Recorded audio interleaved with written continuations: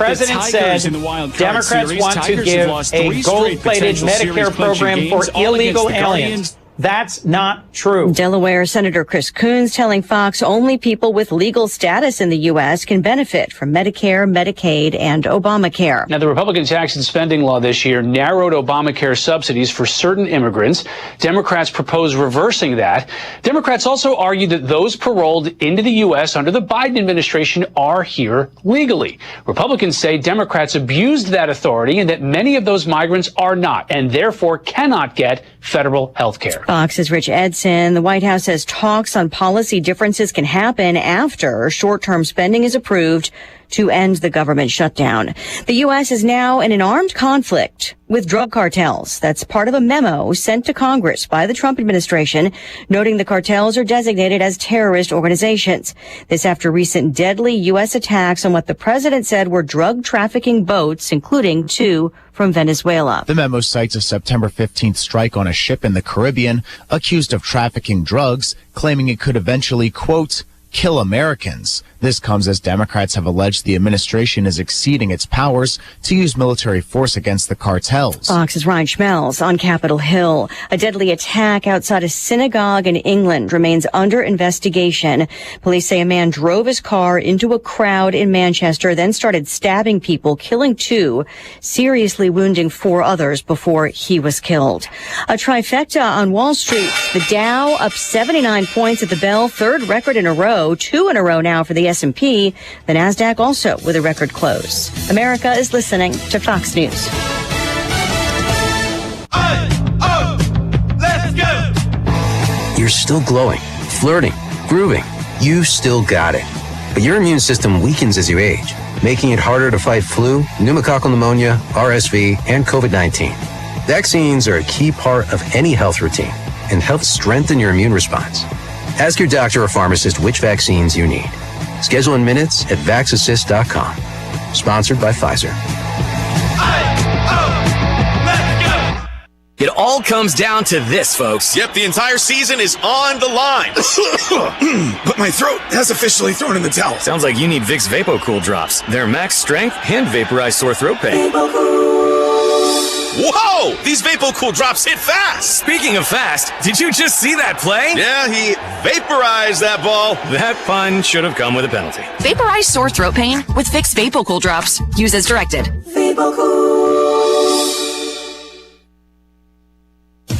People who volunteer to offer armed protection at houses of worship in Florida would be able to skip some state requirements under a new proposal. The bill would let those who agreed to use their guns and act as security at a mosque, synagogue, or church bypass some training and licensing rules. Volunteers would still have to pass a background check and get a concealed carry permit. GOP State Senator Don Gates said this will especially help the smaller churches feel safe. Congregations need to have some way to provide armed security for themselves if they can't afford to buy or arrange for an armed security patrol. Churches will also still have to have a local sheriff's office sign off on their security plan. As is currently the case, worship centers will have final say on who provides their protection. Gernal Scott, Fox News. The world's richest man gains more wealth and makes history. Billionaire Elon Musk is reportedly the first person in the world to amass $500 billion in net worth. That's $500 billion and almost equal to Austria's entire GDP. Forbes reports the Tesla and SpaceX CEO's fortune has grown from $24.6 billion in 2020 to this dizzying amount, putting him about $150 billion ahead of Oracle co-founder Larry Ellison, the world's second richest person. Last month, Musk posted on X, in his words, "It's not about compensation, but about me having enough influence over Tesla to ensure safety if we build millions of robots." Fox's Carmen Roberts. Forbes also reporting Musk could become the world's first trillionaire by 2033. Tesla shares losing ground today despite a third quarter increase in sales after 2 quarters of steep declines. But overall, a record day on Wall Street. The Dow, S&P, and NASDAQ all hitting new highs. I'm Lisa Brady, Fox News. The Drive with Curtis Allen and Evan Stone on ESPN 93.5. Here's a drive into deep right field. Back goes Suzuki. He'll make the catch, but a run is going to score. on the sacrifice fly, and the Padres lead 1-0. Jackson Merrill gets the run batted in. Pete trying to come through. Cubs down by a run, bottom of the fourth, 2 outs. And the pitch, bouncing ball to first, fielded by Arise. He'll run to the bag and step on the bag ahead of the fleet-footed Pete Crow Armstrong to end the inning. 3 unassisted. Cubs don't score, they leave a pair. Machado's 0 for 2. Here's the pitch. He swings, drills one deep to left, going back half at the track near the wall, looks up. And Machado has gone yard. A 2-run job. And San Diego now up 3-0 over the Cubs in the 5th. And now the payoff pitch from Miller. Called strike 3. Mason Miller has just struck out the side in the 7th inning. The pitch on the way. A ground ball to short. Scooped up by Bogaerts, goes to second. 1 over to first. Double play. The ball game is over. 6-4-3 on the double play. Tricky hop for Bogaerts.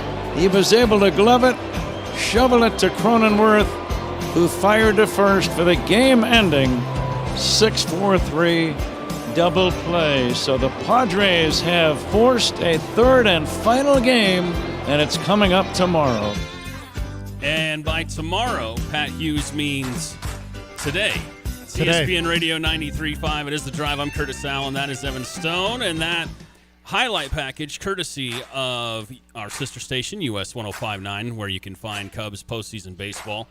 And I thought, as the flagship for Cardinals baseball in East Central Illinois, our Redbirds fans might enjoy what happened yesterday at the friendly confines. 1-1 now, Evan. And it's win or go home for the Cubbies this afternoon. Yeah, I feel a little some kind of way of having that song playing behind losing highlights, but you know. I'm an ironic guy.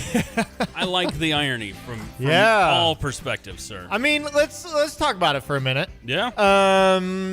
Going into the game with Dylan Cease starting. Oh, a killer. It's gonna be tough because even when he was in the other team in Chicago, he always had success against the Cubs. Yeah, Dylan Cease just a nightmare for the Cubs in a White Sox uniform and now in a Padres uniform. Yeah. And the bats went cold yesterday. Well, the scouting report in this series is the Padres bullpen is lights out. I mean, their bullpen is incredible. So you got to get some runs on the starter because once that bullpen comes in, it's really hard to catch up.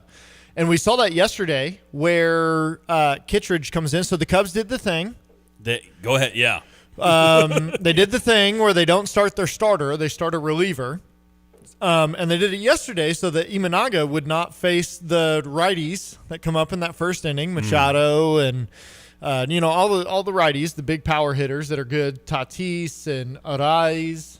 Just loaded. Anybody you face, other than maybe the Reds, in the postseason is going to be pretty well loaded. Yeah, and so you start with righty Kittredge so that he faces the righties, and then the second inning you bring in Imanaga because he's a lefty, and then he goes through the back of the order, and then only gets one time through with the righties typically. Kittredge gives up a run early, and the Cubs had opportunities, but they didn't do anything with him early. And then fifth inning or so, I believe it was the fifth inning, Imanaga gives up a 2-run shot to Machado. And this was after Machado had the slide where it looked like he had injured himself, but he was just fine. No, big sliding play off of third base and going for a foul ball and went right into the Cubs dugout and then came up about a half inning later and parked one in the outfield. Then the questions that Counsell got all after that was, hey, you had Soroka in the bullpen. You had righties in the bullpen ready to go. The whole reason you didn't start Imanaga was to keep him from facing righties. Why'd you leave him in?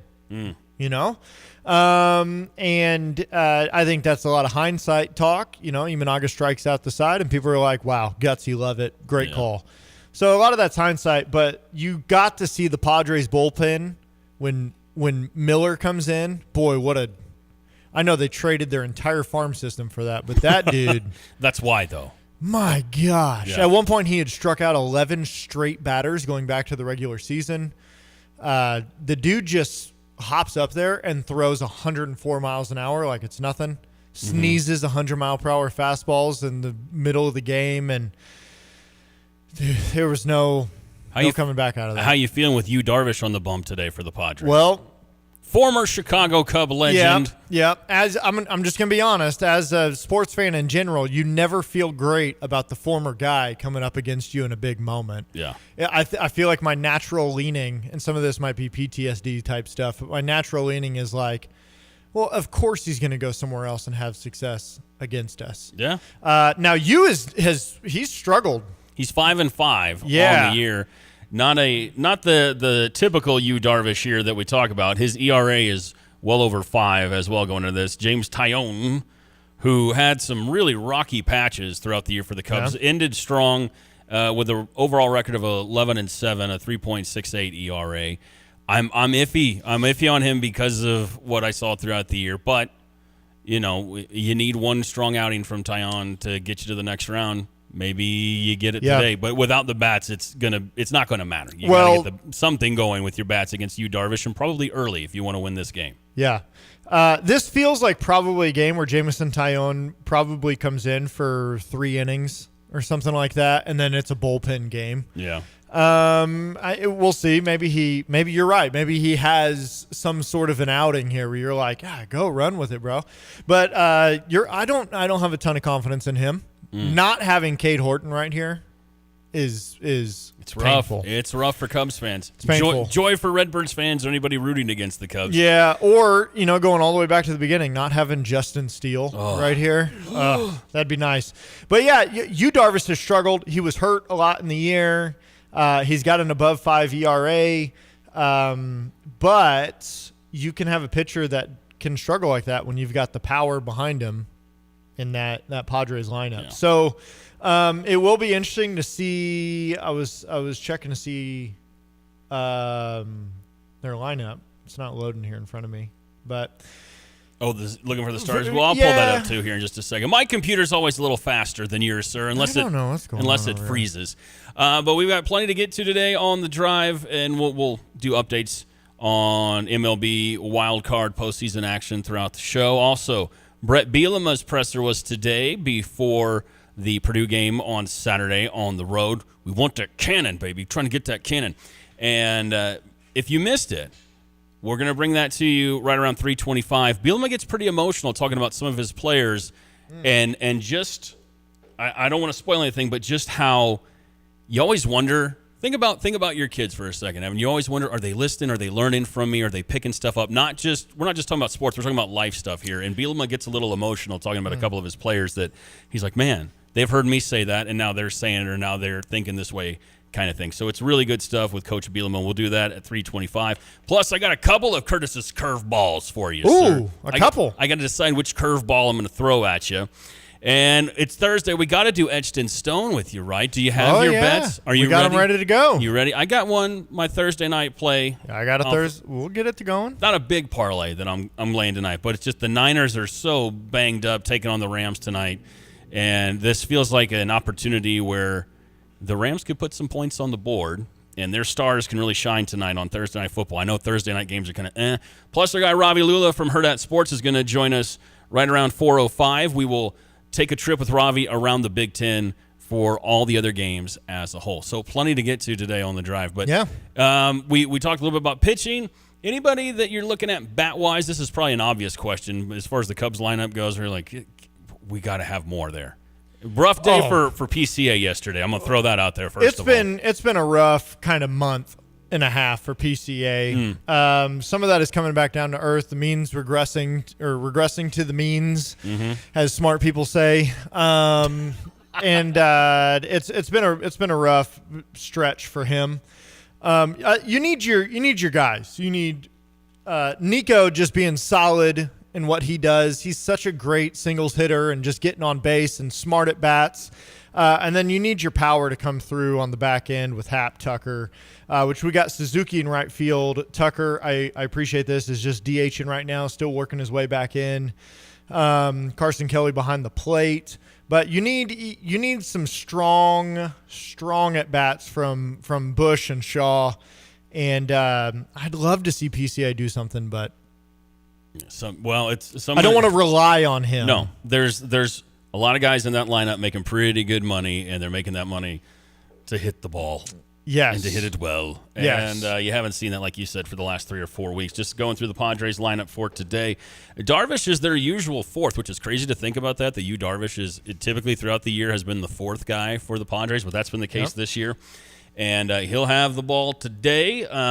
You already mentioned where Mason Miller is just the setup guy and lights out for the Padres. But looks like Freddie Freeman's going to be catching today. It looks like the pretty typical lineup. Jake Cronenworth at second. Machado will be at third. Bogarts at short. Yep. Not sure who's going to be in left. I'm guessing Gavin Sheets may be in left. I'm trying to remember who played left for them yesterday. It's Should Sheets. be Sheets, and then Merrill and Tatis and Ryan O'Hearn will be DHing once again today for the Padres. And again, if you're looking for that one, you want to listen to it, you can find it on our sister station, US 105.9.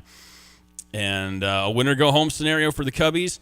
Yankees tying things up with the Bo Sox as well with some dramatic flair. So there's another one, winner-go-home. Any interest in a Yankees-Blue Jays in the Eastern? I'm calling it the Eastern Conference. Okay, that's what I'm calling it because it's Red Sox, Yankees, and Blue Jays all together there in the wild card, and then in the next round of the playoffs before getting to the championship series and playing for a pennant. But any interest in seeing the Yankees and the Jays, sir? Or would you rather it be the Sox and the Jays? Well, I picked the Red Sox. You did in my bracket. Yeah. I said Sox in 3. So we're on pace. We're on pace. So far, my bracket's perfect. Maybe not in the gameage. You are pretty perfect when it comes to the bracket picking, sir. Yeah. So I mean, the only thing that's happened so far is the Dodgers have advanced, but got that one right. And who could have seen that one? Who coming? could have seen? But that means your Reds are not going to the World Series, sir. So I do want to apologize and offer some condolences. Well, to you that's on because they're not going to have to play the Brewers. Yeah.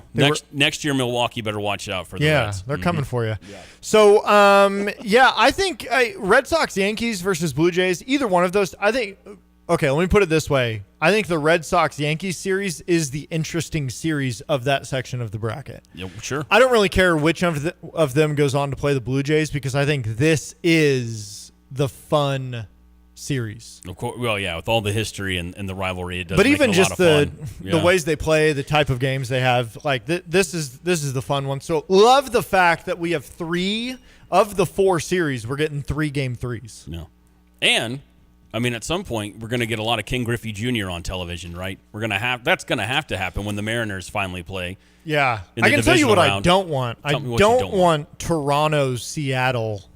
You think that would be boring?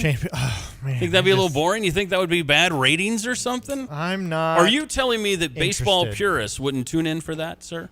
Oh, they would. There's just not very many of those.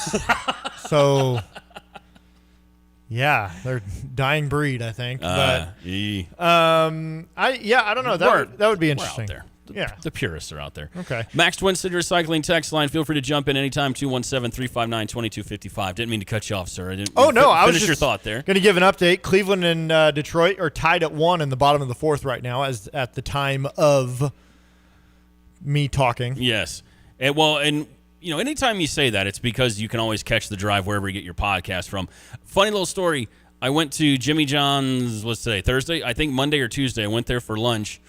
And there's a young man that works there, and he's kind of just followed my radio career, but I didn't see him in the drive-thru. I pull up to get my sandwich. He's like, "Hey, you going to do the show?" And I went, "Whoa, hey man, how are you? Hey, how you doing, dude? Good to see you." But he was like, I always listen to the podcast. So to that point, if you're listening to the podcast as it's being recorded, whether that be on Spotify, Apple Podcasts, Podbean, whatever.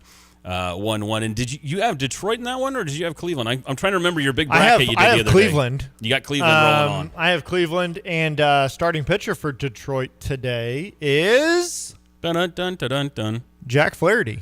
Your guy. Well, not my guy, but a lot of our listeners at one point. What are the Cardinals' feelings on Jack Flaherty? That's a good question. Cardinals fans, 217-359-2255. What do you think of Mr. Flaherty? What the hell? Maybe that's the response. I don't know. Could be 217-359-2255. I feel like when I would talk with my Cardinals friends or whatever, the biggest complaints they had was the the guys who were supposed to be the studs on that pitching rotation that just didn't pan out or didn't act like they were aces or studs. And Jack Flaherty feels like he was one of those. Yeah. So yeah, in that vein. Yeah, but here he is in a playoff series trying to win a game. Well, we'll see. We'll find out how it all plays out, sir. Plenty to get to. I mentioned Coach Bielema. He had his presser ahead of Purdue on Saturday. We want that cannon, baby. Go yes, get it, sir. Illini. So we will hear from Coach Bielema coming up next on The Drive. Are you tired of shivering in the winter? Look no further than your local heroes at ABC Heating and Air Conditioning. Hi, this is Gina inviting you to give us a call at 217-352-5400 to book your appointment to make sure your furnaces run safely and efficiently this winter. We've been proudly locally owned and operated and have been serving our community for over 50 years. ABC, always be comfortable. Call me 217-352-5400 to book your appointment today or go to abcheatingandac.com. Thriven presents the 16th Annual Disability Resource Expo, Saturday, October 18th between 11 a.m. and 4 p.m. at Marketplace Mall, 2000 North Neal Street in Champaign. Volunteer or sponsor now to be a part of this project from the Champaign County Mental Health and Developmental Disabilities Board. Businesses, volunteers, and sponsors are stepping up to create the most recognized Resource Expo in East Central Illinois. Learn more at disabilityresourceexpo.org. Since 1929, Christie Clinic has strived to provide high-quality care with a personal touch. To continue our mission of We Listen, We Care, we are seeking engaged team members who are focused on improving patient lives, adding value, and increasing capacity to better serve our growing community. Christie Clinic offers competitive pay, great benefits, and advancement opportunities. Come join our team. Visit ChristieClinic.com to view open positions and apply. Looking for a roof you could count on? Call Freedom Roofing. Locally owned and proudly serving Central Illinois. Whether it's residential or commercial roofing or even siding, Freedom Roofing gets the job done right. With over 280 5-star Google reviews, you know you're working with a team you can trust. Quality work, honest prices, and service that stands tall, just like the flag we fly. Visit freedomchampaign.com today. Freedom Roofing, built on integrity, powered by pride. Let your local farmer's insurance agent Michael Rumsey put his experience to work for you. Michael Rumsey proudly serves Champaign County families and businesses and is ready to review your existing policies or provide a no-obligation quote today. Call Michael Rumsey at 217-363-3030 to get smarter about your insurance. Again, that's Michael Rumsey at 217-363-3030. We know a thing or two because we've seen a thing or two. We are farmers. Bum, bum, bum, bum, bum, bum. Underwritten by Farmers Truck Fire Insurance Exchanges and Affiliates. Products not available in every state. Bet365 is paying out before the final whistle. Check out Bet365's unrivaled early payout offer. When you bet on the team to win and they take a 17-point lead, you get paid no matter the final score. Forget the final whistle and start counting that cash. Hold up. You get early payout on parlays too. Download the app and see why it's never ordinary at Bet365. Gambling problem? Call 1-800-GAMBLER. 21 plus only. Must be physically located in Illinois. T&Cs apply. PDR Automotive has now been serving the Champaign-Urbana area for over 50 years. To give you some perspective, 50 years ago ended the U.S. involvement in the Vietnam War, and it was when Secretariat won the Triple Crown. So what does that mean for you and your vehicle? Whether you need a carburetor overhauled or your new vehicle computer system diagnosed or programmed, PDR Automotive has the experienced, knowledgeable staff that can handle all your automotive needs. Online at pdrauto.com, they are what's best for your truck or car. They are PDR. In 1925, a small plumbing company began its journey in Urbana, Illinois. Over the decades, the business grew thanks to hard work and great people. In 1966, things changed when Dave Reichard, a veteran, met veteran Ken Asklin, who was an architectural engineering grad from Illinois. The two realized their shared vision for excellence. Their partnership took root, and in 1975, the name changed to A&R Mechanical.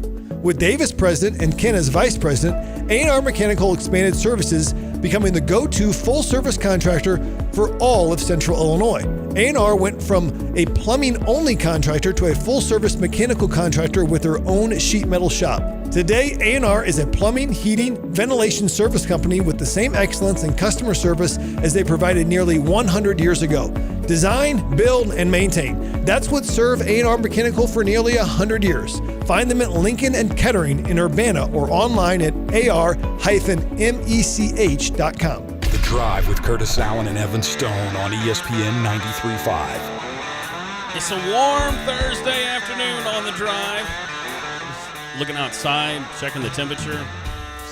86 right now, dude. It's October 2nd. What are we doing? Come on, fall. Come on now. It's spooky season. What are we doing here? A couple of texts rolling in on the Max Twin City Recycling text line in regards to Mr. Flaherty, who's on the bump today, trying to win a playoff game, not for the Cardinals. Ty from Assumption says, I didn't dislike Flaherty as much as others. Always pulled for him when he took the mound as a Cardinal. Wade says he was a locker room problem. Valid point. There you go. Okay. Who's not really, you know? One rolls in from Heath. I think most Cardinals fans would say that not only did Flaherty never become the ace we expected, but it was pretty clear that he was just counting the days until he could be a free agent and sign with his beloved Dodgers. The funny thing is, when he finally did play for them, he sucked, and they dropped him like a hot potato. And you know what? You don't want to drop a hot potato, sir. You don't want to? No, because then you can't eat it. What's the point? A little butter, sour cream, a little salt. Hot potatoes are good. Baked potatoes. You just pick it up. Yeah, but then you drop it again. You already dropped it. You don't want to drop a hot potato. I don't get it. I'm going to be honest. I just like potatoes. That's all That I'm phrase saying. has never connected with me. I drop food on the floor, I just pick it right back up, put it on the plate. You know who is not a locker room problem, sir? Yeah. You're going to say it. Yeah. You almost said it. Do you want to say it? Brett Bielema. Brett Bielema. Fighting Illini head coach Brett Bielema. Probably the opposite. Not probably, I would say he is the opposite of a locker room problem. Great locker room leader, as we have learned over the last few years here in CU, and others are learning all across the country. And this weekend, the Illini head to Purdue to take on the Boilermakers. We want that cannon. It's our cannon. It's our cannon. We want to get it.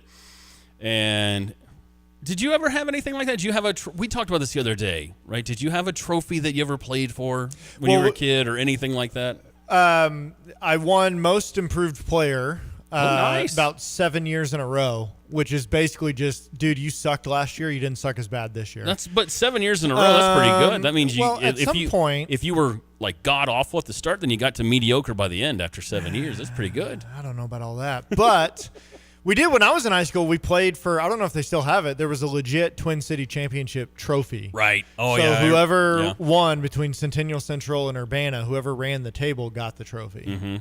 Mm-hmm. And needless to say, we had the trophy a lot. You had it a lot. Yeah.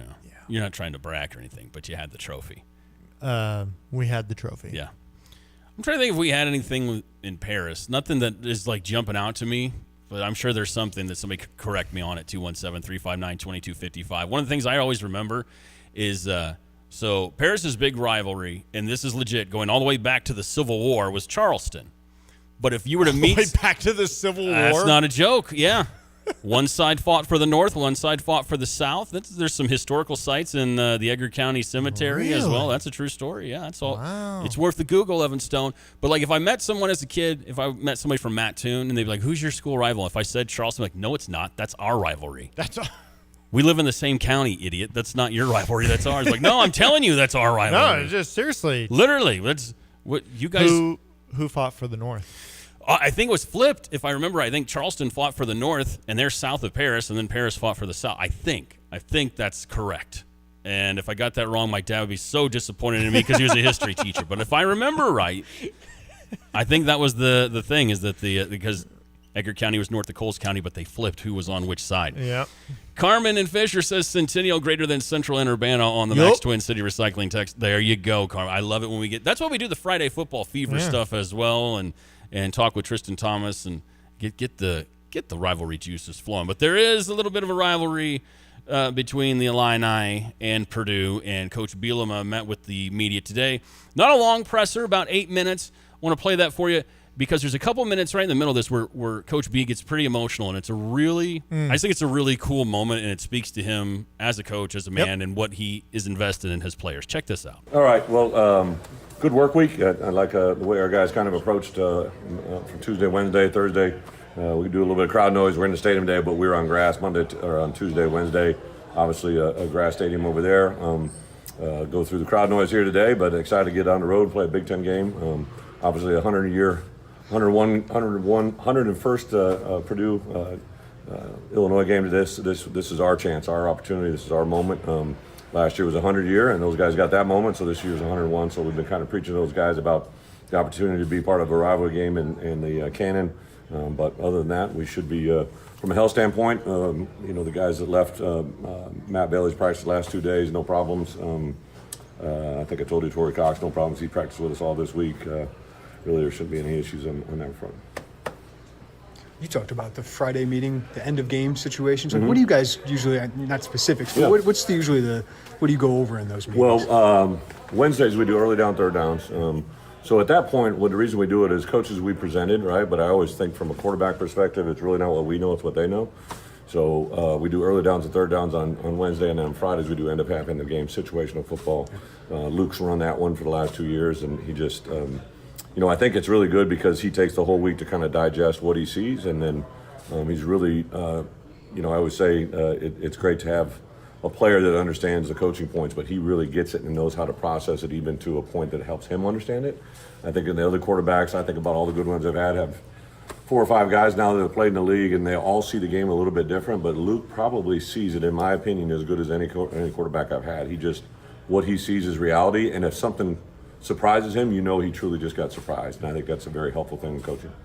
What are you seeing from Gabe Hackett right now? I mean, it just seems like he's been really, really productive from a pressure standpoint. Yeah, he, kind of what we saw this summer into the fall, when he especially proactively knows what he's doing, right? Like the last thing we want to do is slow Gabe down. So I think the part that we've done, and Aaron's done a good job of this, is trying to engage him before the snap so he knows what's happening. Sometimes by the nature of his position, the way we played, he may have to read a back or a tight end or a flash before he knows what he's doing. But the more we can proactively engage him before the ball is snapped on what he's doing, that's when he's really been productive. Getting back on the road after having a rough last time on the road, is that something you look forward to? You appreciate that? Personally, me, yes, and I've kind of been installing that. Like, I do know this. Like, I'm sure you guys hear this. Like, I literally see things our players say, and I know where that came from, right? Like, I made reference to eating a sandwich in Indiana, and I saw my linebacker quoted me about 5 times, right? So, like, I know they listen to what we say, so I believe that's part of our job, right? So, yeah. Sorry. I was just thinking about a kid today. Wow. We didn't have Melvin out there today because he's at a funeral, and he'll be with us tomorrow, but I was just thinking about something he said that I know we say, right? And it was nothing to do with football. So I know they listen to us. So when you're dealing with a difficult moment like we did there, that's a really tough one to get through. But then, like, these kids have so many other things. Like, I've had probably 4 or 5 things this week that nobody ever knows about that deals with the kids, what they're going through off the field. And it just seemed like there was a lot of it the last 2 or 3 weeks. And that's when I feel like you make an effect on somebody, like you give them a little moment, you give them a little something that they can use in a difficult moment. Those are when you made an impact as a coach. Does Melvin feel like one of those kids that he's been through it, right? Like, he's been through it, man. The Monday after Duke game, he had a pretty significant tragedy in his life, right? And it took full circle to get to this week, but those little things, like Melvin, when he came here, truth be told, like, I didn't even give him a scholarship, right? We were taking care of him through NIL back then. I said, hey, I need you to prove to me where you want to go and what you want to do, and he's given me 100% since the day he got on campus. 3 straight semesters, over a 3.0 GPA. He's changed his body. He's changed the way he's kind of approached all these little things. And the good thing is, 5 for 5, he would have another year of eligibility, right? Him and Hank, Gabe, Xavier, all those guys would all have another year. So there's a lot of cool, interesting things coming down the road as well. For Purdue, same quarterback from last year, but new staff, new system. What carries over from that? Well, first off, he's an extremely talented player. I think he's, we didn't really know a lot about him until last year when he's literally out there on the field. And He's got the ability to run the ball. He's kind of a little Lukish, in my opinion. Like, he's very dynamic with the ball, throws it, can run. He's a little bigger, more stature, right? But very impressive kid. He understands it, gets it. I think the transition from the coordinator a year ago to what he's doing here with this coordinator, it's very impressive. You can see he's gaining confidence. You know, even the USC and Notre Dame game, they were very productive offensively, right? So I know this week defensively we got a very difficult challenge in him. He's understanding the game, and he plays extremely fast. You mentioned Xavier a couple times in this 5-for-5 deal. Have you had any conversations with him? Well, so Xavier, technically, he's only played in 3, right? So he never really truly, but now like Gabe and the guys that have, like, they're what we call 2-for-1, so they have 2 years to play one, so this year is that year. Once they go past 4 games, once they play in their 5th, the only way they could get another year is if 5-for-5 goes, right? So I guess I'm curious if you've had conversations with Xavier about potentially. no, right now I've just kind of been, I've definitely mentioned it, and he started laughing, but he goes, I know where you're going with it, but just those are some things down the road. Really, bye week 1 and 2 is when I've had those conversations with guys, and you know, we got 2 weeks before we got a bye week, but I literally had a meeting yesterday with administration about kind of things that I need to know going into that week, but yeah, there's a lot of interesting things out there. What kind of coach is Barry Odom? Is he like an aggressive guy? I know you're friends with him. Yeah. Right? Like, what's it like? Well, I've never been coached by him, but I think I can sense what it'd be like. He's a very, first off, he's a very calm demeanor. Like, he's one of those guys that I think he's always controlled the moment. I know he's a very intense dude. Like when we had the rivalry game, Missouri and Arkansas had a pretty intense rivalry, and you could see his players play off that moment. So, but our guys like those games as well. So. Yeah, I think the other thing too is like a lot of players came with him. I think that's usually a really good indicator of what people think of you, right? Like, we've seen that now in college football when a coach leaves and comes somewhere, and the players come with him. That's usually a really good indicator of what he is. You mentioned Monday about Juice going from not playing at all to 80 snaps against USC. Just you haven't made the plays you made. Yeah. What did you notice maybe about his presence? Well, first off, he's a really long corner, right? So that 4th and 6 pass breakup, right? Like he's making your feet get you in a position, but a lot of times it's your length that makes plays, right? And I think that showed up big time. They're a very talented group, and he's still a young corner in theory, right? Like he played a lot last year, but didn't get a lot of reps, right? So he's still playing himself into it, and because he'd missed, 4 or 5 weeks, he couldn't practice, so he lost all that. I was just kind of impressed how fast he was able to go out there and play effective football. Brett, I've seen you tweet a couple times about Central Illinois players. Yeah. What does it mean to have, CIP. in terms of recruiting, what does it mean to have guys like Hank and Caden? Well, it's awesome. I think Hank, who did you do the radio show with? Was that Hank and, Colin did that. Colin. Caden and Aiden last Yeah, week. Hank and Colin Dixon did it a couple weeks ago, but I really wanted Aiden and Caden to come on the show together last night, and then their parents were there, right? Like, so to look out and see Aiden's mom and dad, it was his birthday yesterday, to see Caden Fagan and his mom sitting there. I tried to tell them they were going on radio, which scared them to death, but it's kind of cool to see them so close, and I know it means a lot to those guys, right? Like, so I think anytime you have a successful organization, it's usually built from within, right? Like people that surround that area, that community. When I was at Wisconsin, we were primarily Wisconsin players, right? When I was in Kansas, even though I was defense coordinator, I was driven by Kansas players, right? When I was at Arkansas, the Arkansas players were a big part of our success, right? And so I think to get here at Illinois and to not have all these players that are from Central Illinois. I remember when I was coaching at Wisconsin, when I was coaching at Iowa, I just knew Central Illinois players, and they were playing at Purdue, they were playing at Northwestern, they were playing at Minnesota, they were playing at Wisconsin. So I knew when I came here, everybody was going to concentrate on Chicago, but there's this area in downstate Illinois, kind of the Quad City area, the Central Illinois, and then the southern part of the state. There's a lot of really good football players, and thankfully they're coming here now, which I think has been a big part of our success. Great stuff from Brett Bielema. That was his presser today, just a couple hours ago, actually, ahead of the game Saturday with Purdue. The audio courtesy of Illini Inquirer. We appreciate them very much, and big shout-out to Jeremy and the whole crew at Illini Inquirer. So, lots to unpack there, but right in the middle where he starts talking about Melvin and he gets emotional about Melvin being at the funeral and just talking about the stuff that we would never, ever be aware of. And that's sort of like him kind of opening up the curtain just a little bit to show you a little bit of what it's like for his relationship with his players. Big D on the text line says, man, I love Coach B. If that doesn't make you go root for a guy, I don't know what will. You know what I mean? Well, and I think it's a good reminder for us that it's so easy during sports to have just the facade of, well, that's the athlete on the sports team that I root for. Yeah. And I think Coach B does an incredible job of recognizing that these are not just tools for my success, but my job in all of this is not just to climb the ladder and get to the next stage, but my job is as a human being creator, in the sense that I'm here to help people understand and believe in who they are. Yeah. You're talking about life lessons. I mean, that's really what we're This- talking about here. Life, right? Big Yes. stuff. And just to get a little glimpse of that when he's also talking about the Purdue game on Saturday. But you could tell that there was some stuff on Coach Bielema's mind today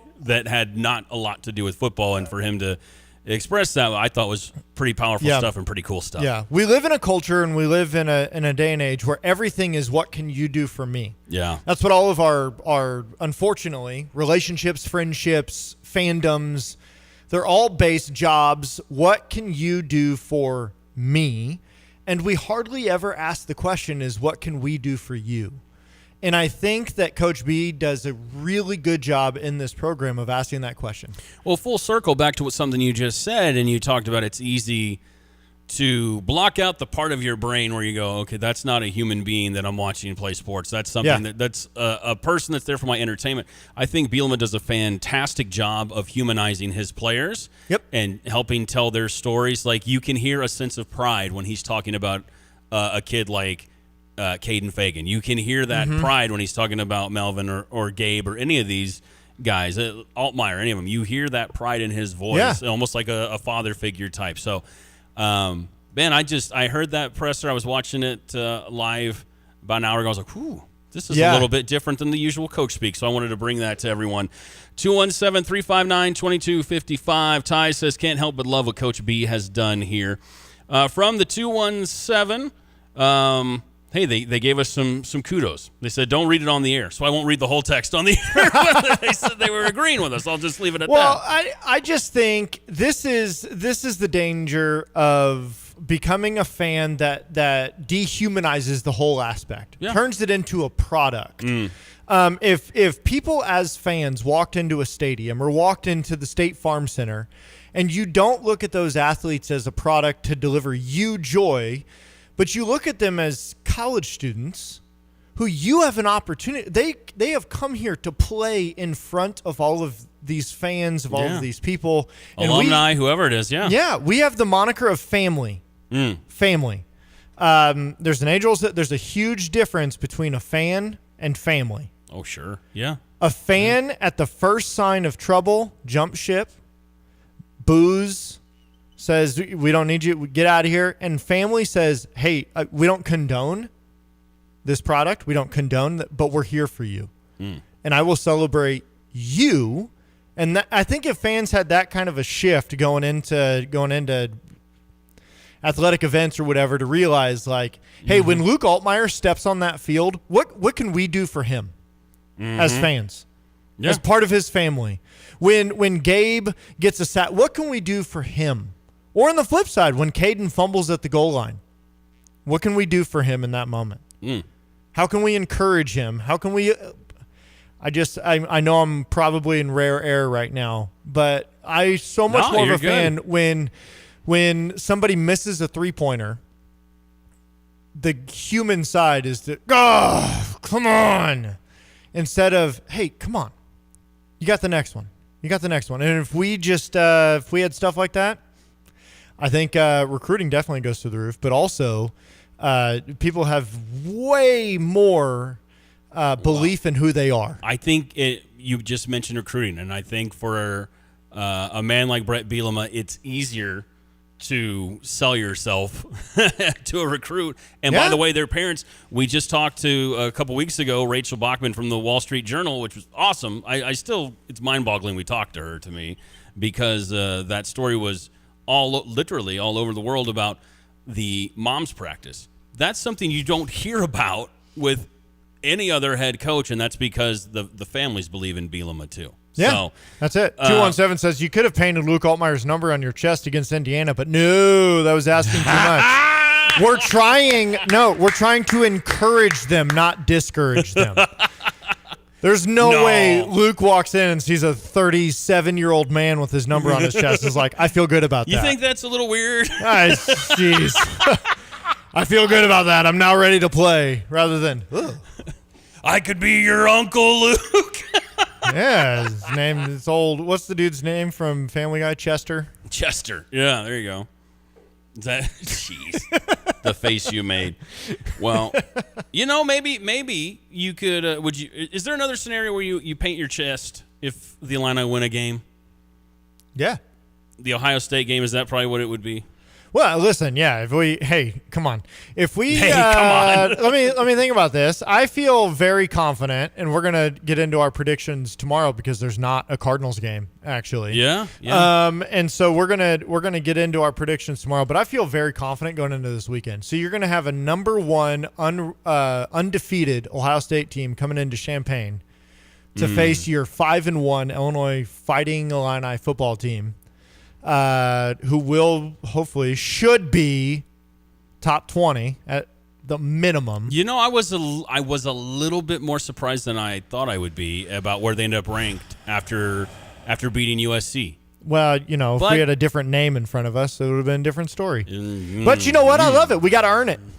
We got to shut people up and earn it. Just keep winning, and it'll be fine. Cures all. And so, we're at Pia's next Thursday, 1609 Springfield. Yes, we are. Before the October 11th sold-out football game against Ohio State. Yeah, the Hall of Fame weekend. Let me think about what kind of special things I could do at Pia's for what that sort week. of Hall of Fame moment could you create, sir, at Pia's?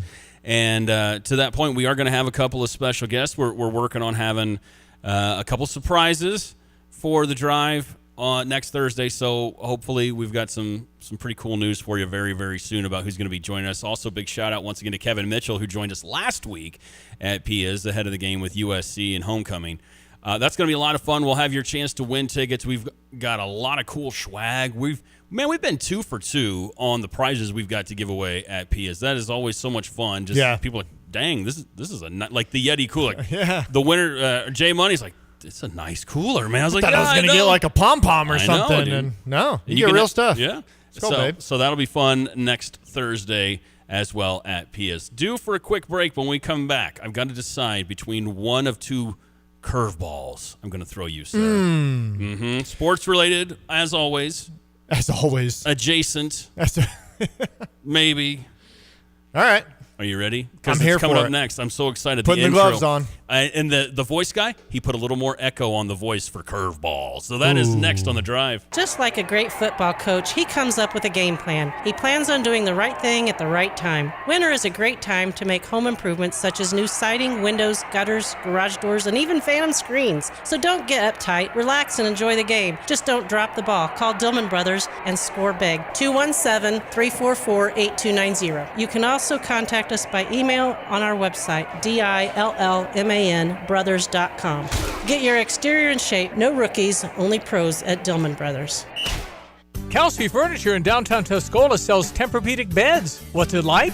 I'm going to tell you right now, Stevie, that thing is the best thing I've ever slept on in my life. My wife and I both have said we've never had better night's sleep. And the people at Kelsey's were fantastic. Brian is the guy that helped us. As much as I did my research, he has a world of knowledge about beds themselves. Oh, man, it's like sleeping on a cloud, man. Kelsey Furniture, downtown Tuscola. Hi, I'm Tyler Weaver, president of Carpet Weavers Flooring and Furniture Gallery. It's time to come home to Carpet Weavers. We don't want you to just like your new floors. We want you to love them. From waterproof floors and carpet to furnitures and design advice, we've got a team of experts on your side. We'll get you the best price and the best quality products. And complete your home with furniture and accessories. Buy it all with free financing too. Come home to Carpet Weavers, where floors, furniture, and family meet.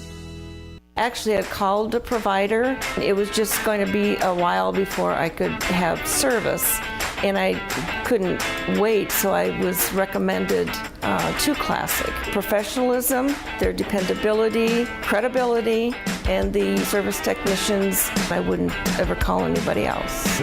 I truly believe that after people have experienced other companies and then given us a try, they can clearly see the difference. Visit ClassicPlum.com. You've heard about the doggy bag, right? From Bulldog Disposal Muhammad, a 6 cubic yard canvas bag that can be used for easy cleanup instead of a big dumpster. The one-time use bag is now available and you can save the delivery charge.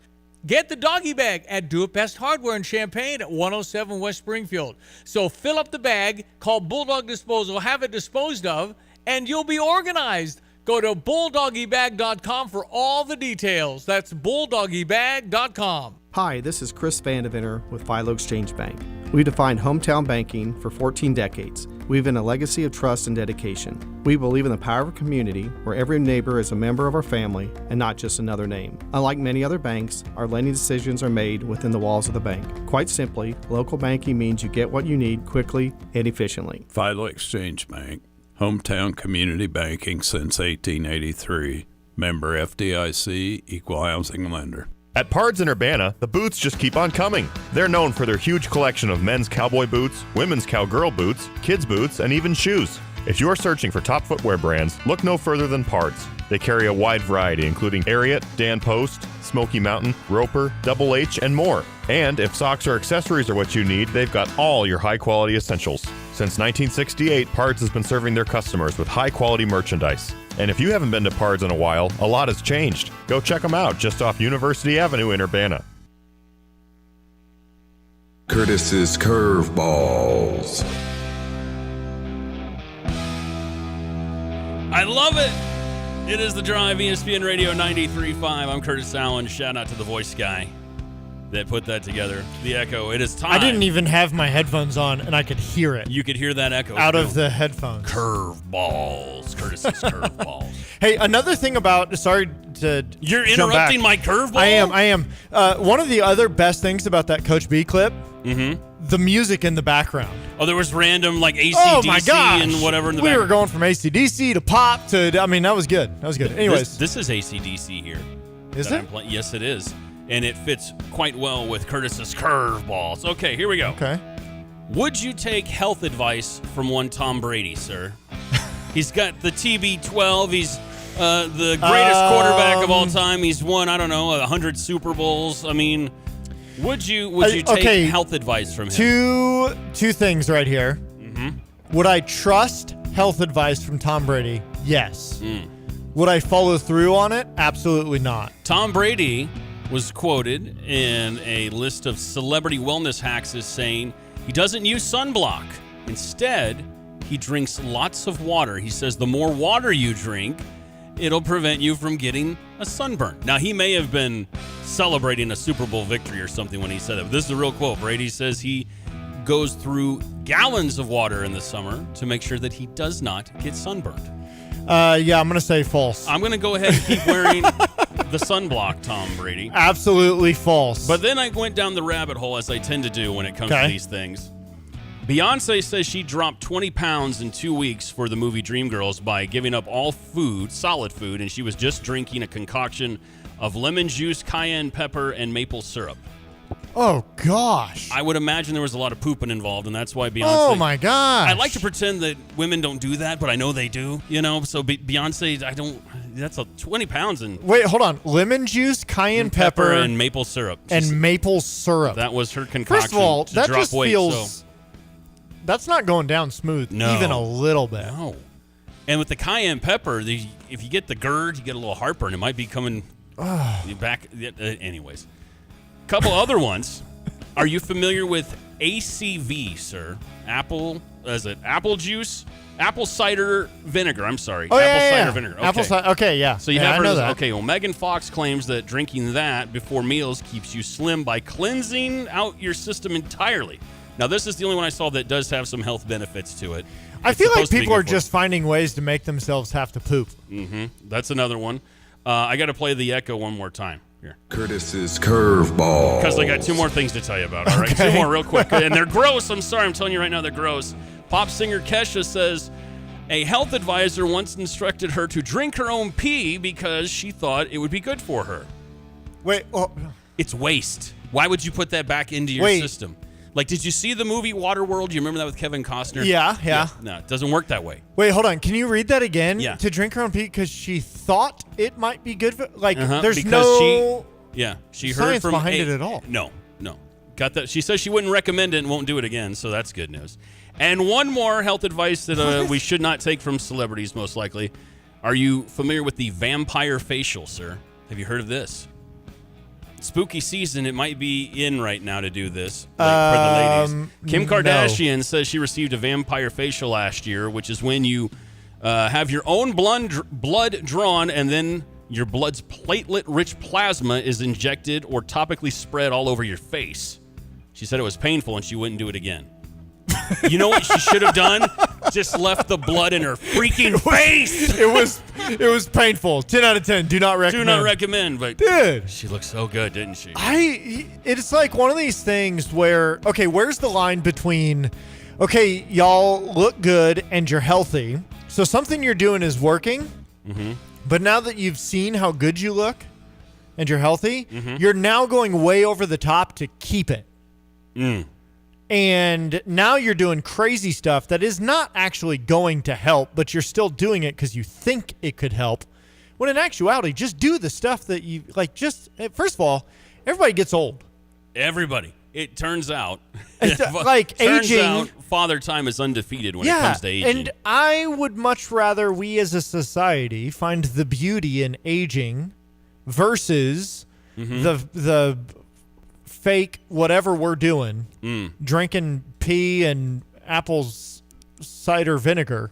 And well, the apple cider vinegar thing, it's supposed to have some other health benefits for you. That's the only one of the bunch was like people have talked about it's good for your bloodstream and blah blah blah. Well, but like I've smelled it. But like I imagine, like Tom Brady still looks like Tom Brady, but just like 15, 20 years from now, when he's he's in his late 60s, early 70s, or something like that, and he's doing football games for Fox, and maybe he's got a couple of sunspots, and you're like, Tom, you okay, buddy? Maybe you should have wore that sunscreen. I'm good.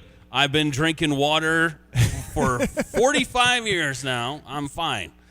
Or I just think this. We're talking about people that did pee and blood and spooky season. Yeah, spooky season. I feel bad for you see a whole generation of actors and actresses now.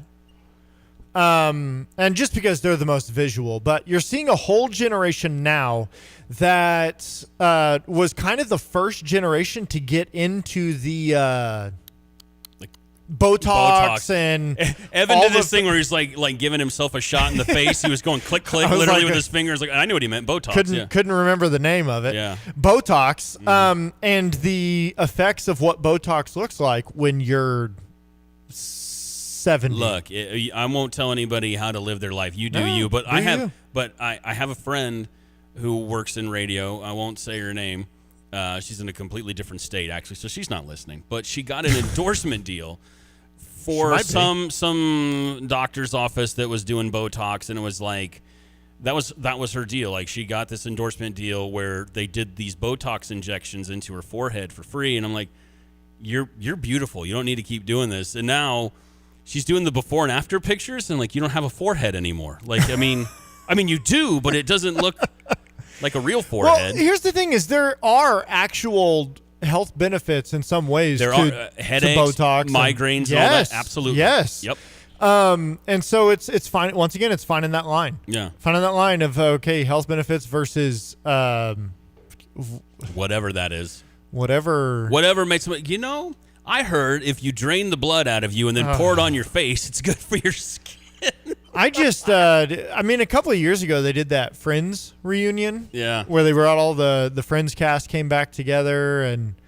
And boy, the majority of that cast was just like, oh, man. Y'all should have just aged naturally. I mean, if you want to do the plastic surgery stuff and it makes you happy, go for it. But Yeah. Can you read Chris's text? Chris? Oh, my guy Chris from Paris? Yeah, of course I can. This is fine. He says on the show, My Strange Addictions, a couple was addicted to coffee enemas. I don't think you're supposed to do that until you're after 40 years of age. What is a coffee enema? I'm guessing it's exactly what it sounds like.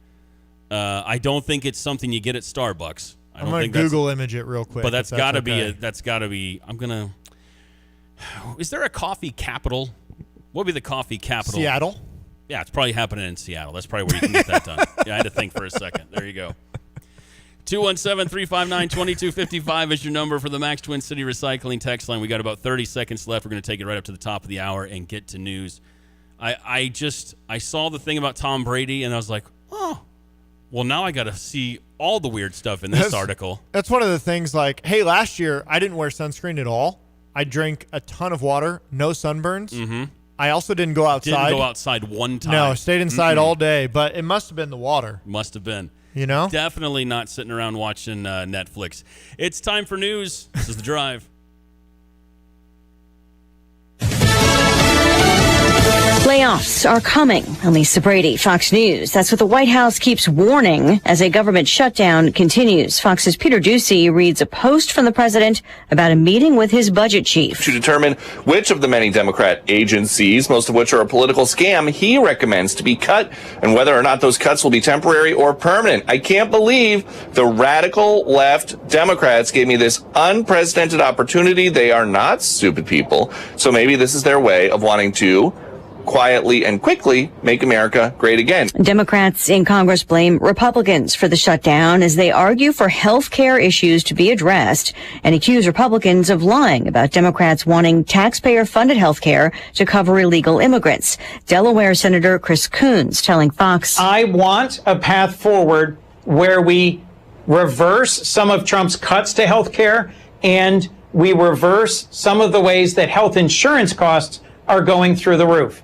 And that's what I'm looking for, is a good faith negotiation about how do we do that. Republicans say policy differences can be addressed once short-term spending is approved to end the shutdown. Police in Manchester, England, just confirming a third suspect in custody after a man attacked people outside a synagogue earlier today, killing 2, wounding 4. That man drove his car into a crowd and then started stabbing people, and he was shot and killed by police. He's now identified as a UK citizen of Syrian descent. But 3 other suspects have been arrested on suspicion of terrorism-related charges. The attack happening on Yom Kippur, the holiest day on the Jewish calendar. The attack in Manchester this morning is absolutely shocking, and all of our thoughts are with those affected. British Prime Minister Keir Starmer sending more security to synagogues across the country. America is listening to Fox News.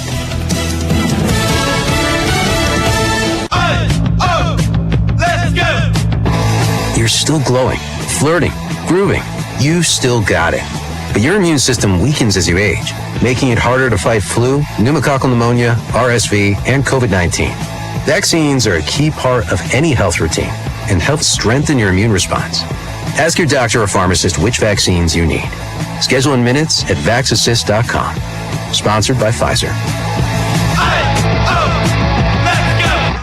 It all comes down to this, folks. Yep, the entire season is on the line. But my throat has officially thrown in the towel. Sounds like you need Vicks VapoCool drops. They're max strength and vaporize sore throat pain.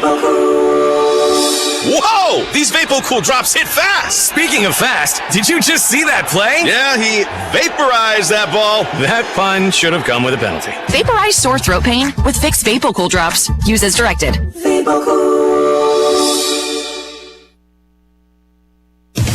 The number of immigration arrests still climbing in Chicago. In an update on X, the Department of Homeland Security now saying that ICE agents have made over 900 arrests of illegals across Illinois under the immigration operation dubbed Midway Blitz. The latest arrests include a raid of a Southside homeless shelter. They just came to do what they came to do. And what was really heartbreaking for me, there was very little compassion. Shelter spokesman Chris Harris, 4 arrests were made there as ICE targets what it calls the worst of the worst. The update on X, including a message from DHS to criminal illegals saying darkness is no longer your ally, that we will find you. In Chicago, Jeff Manasso, Fox News. 2 days after resigning, the now former school superintendent in Des Moines, Iowa, will remain in federal custody after his initial appearance before a U.S. magistrate judge today. Ian Roberts, who's from Guyana, now accused of being an illegal immigrant in possession of guns. ICE agents say he entered the U.S. on a visa in 1999, but had a previous gun charge and was ordered deported last year. An attorney for Roberts has called the case complicated. A low-speed runway collision at New York's LaGuardia Airport remains under investigation. It happened just before 10 Eastern last night between two regional Delta jets operated by Endeavor Airlines. Delta Flight 5047 was taxiing to the gate after arriving from Charlotte, North Carolina, while Flight 5155 was taxiing for a departure to Roanoke, Virginia. Delta's preliminary report says the departing aircraft's wing made contact with the fuselage of the arriving aircraft. One flight attendant was slightly injured. None of the 85 passengers were injured. Port Authority of New York and New Jersey, as well as the FAA and the NTSB, are now investigating. Fox's Lauren Green at LaGuardia. 3 records in a row for the Dow, up 78 to top 46,500. The S&P with back-to-back records, also a new high for the NASDAQ. I'm Lisa Brady, Fox News. Drive with Curtis Allen and Evan Stone on ESPN 93.5. Welcome back. This is The Drive on ESPN Radio 93.5 with Curtis Allen, and I'm Evan Stone. And beautiful, beautiful Thursday afternoon with the sun shining, getting ready for some Illinois-Purdue action, and getting ready to talk with our guy from Hurrdat Sports, Ravi Lula. Curtis, how you feeling? I'm good. I'm excited. I feel like I handled those curveballs quite well. You did a fantastic They job. threw me for a loop. I'm not going to lie. Curveballs. I love this. Yeah, I love this. They threw me for a loop. I had the wonderful pleasure to join our guy Ravi Lula and his buddy Damon Benning on Hurrdat live this morning, and now we get to return the favor. All So, Ravi, what's up, Bo? What's going on, guys? How we doing? And we're doing great. Always a pleasure to talk with you and talk Big Ten football. And if you aren't familiar with Ravi and Hurrdat Sports, that's what we do. We try to talk about every week now. It's become a regular thing. I love it. And, Ravi, I want to start here with us locally.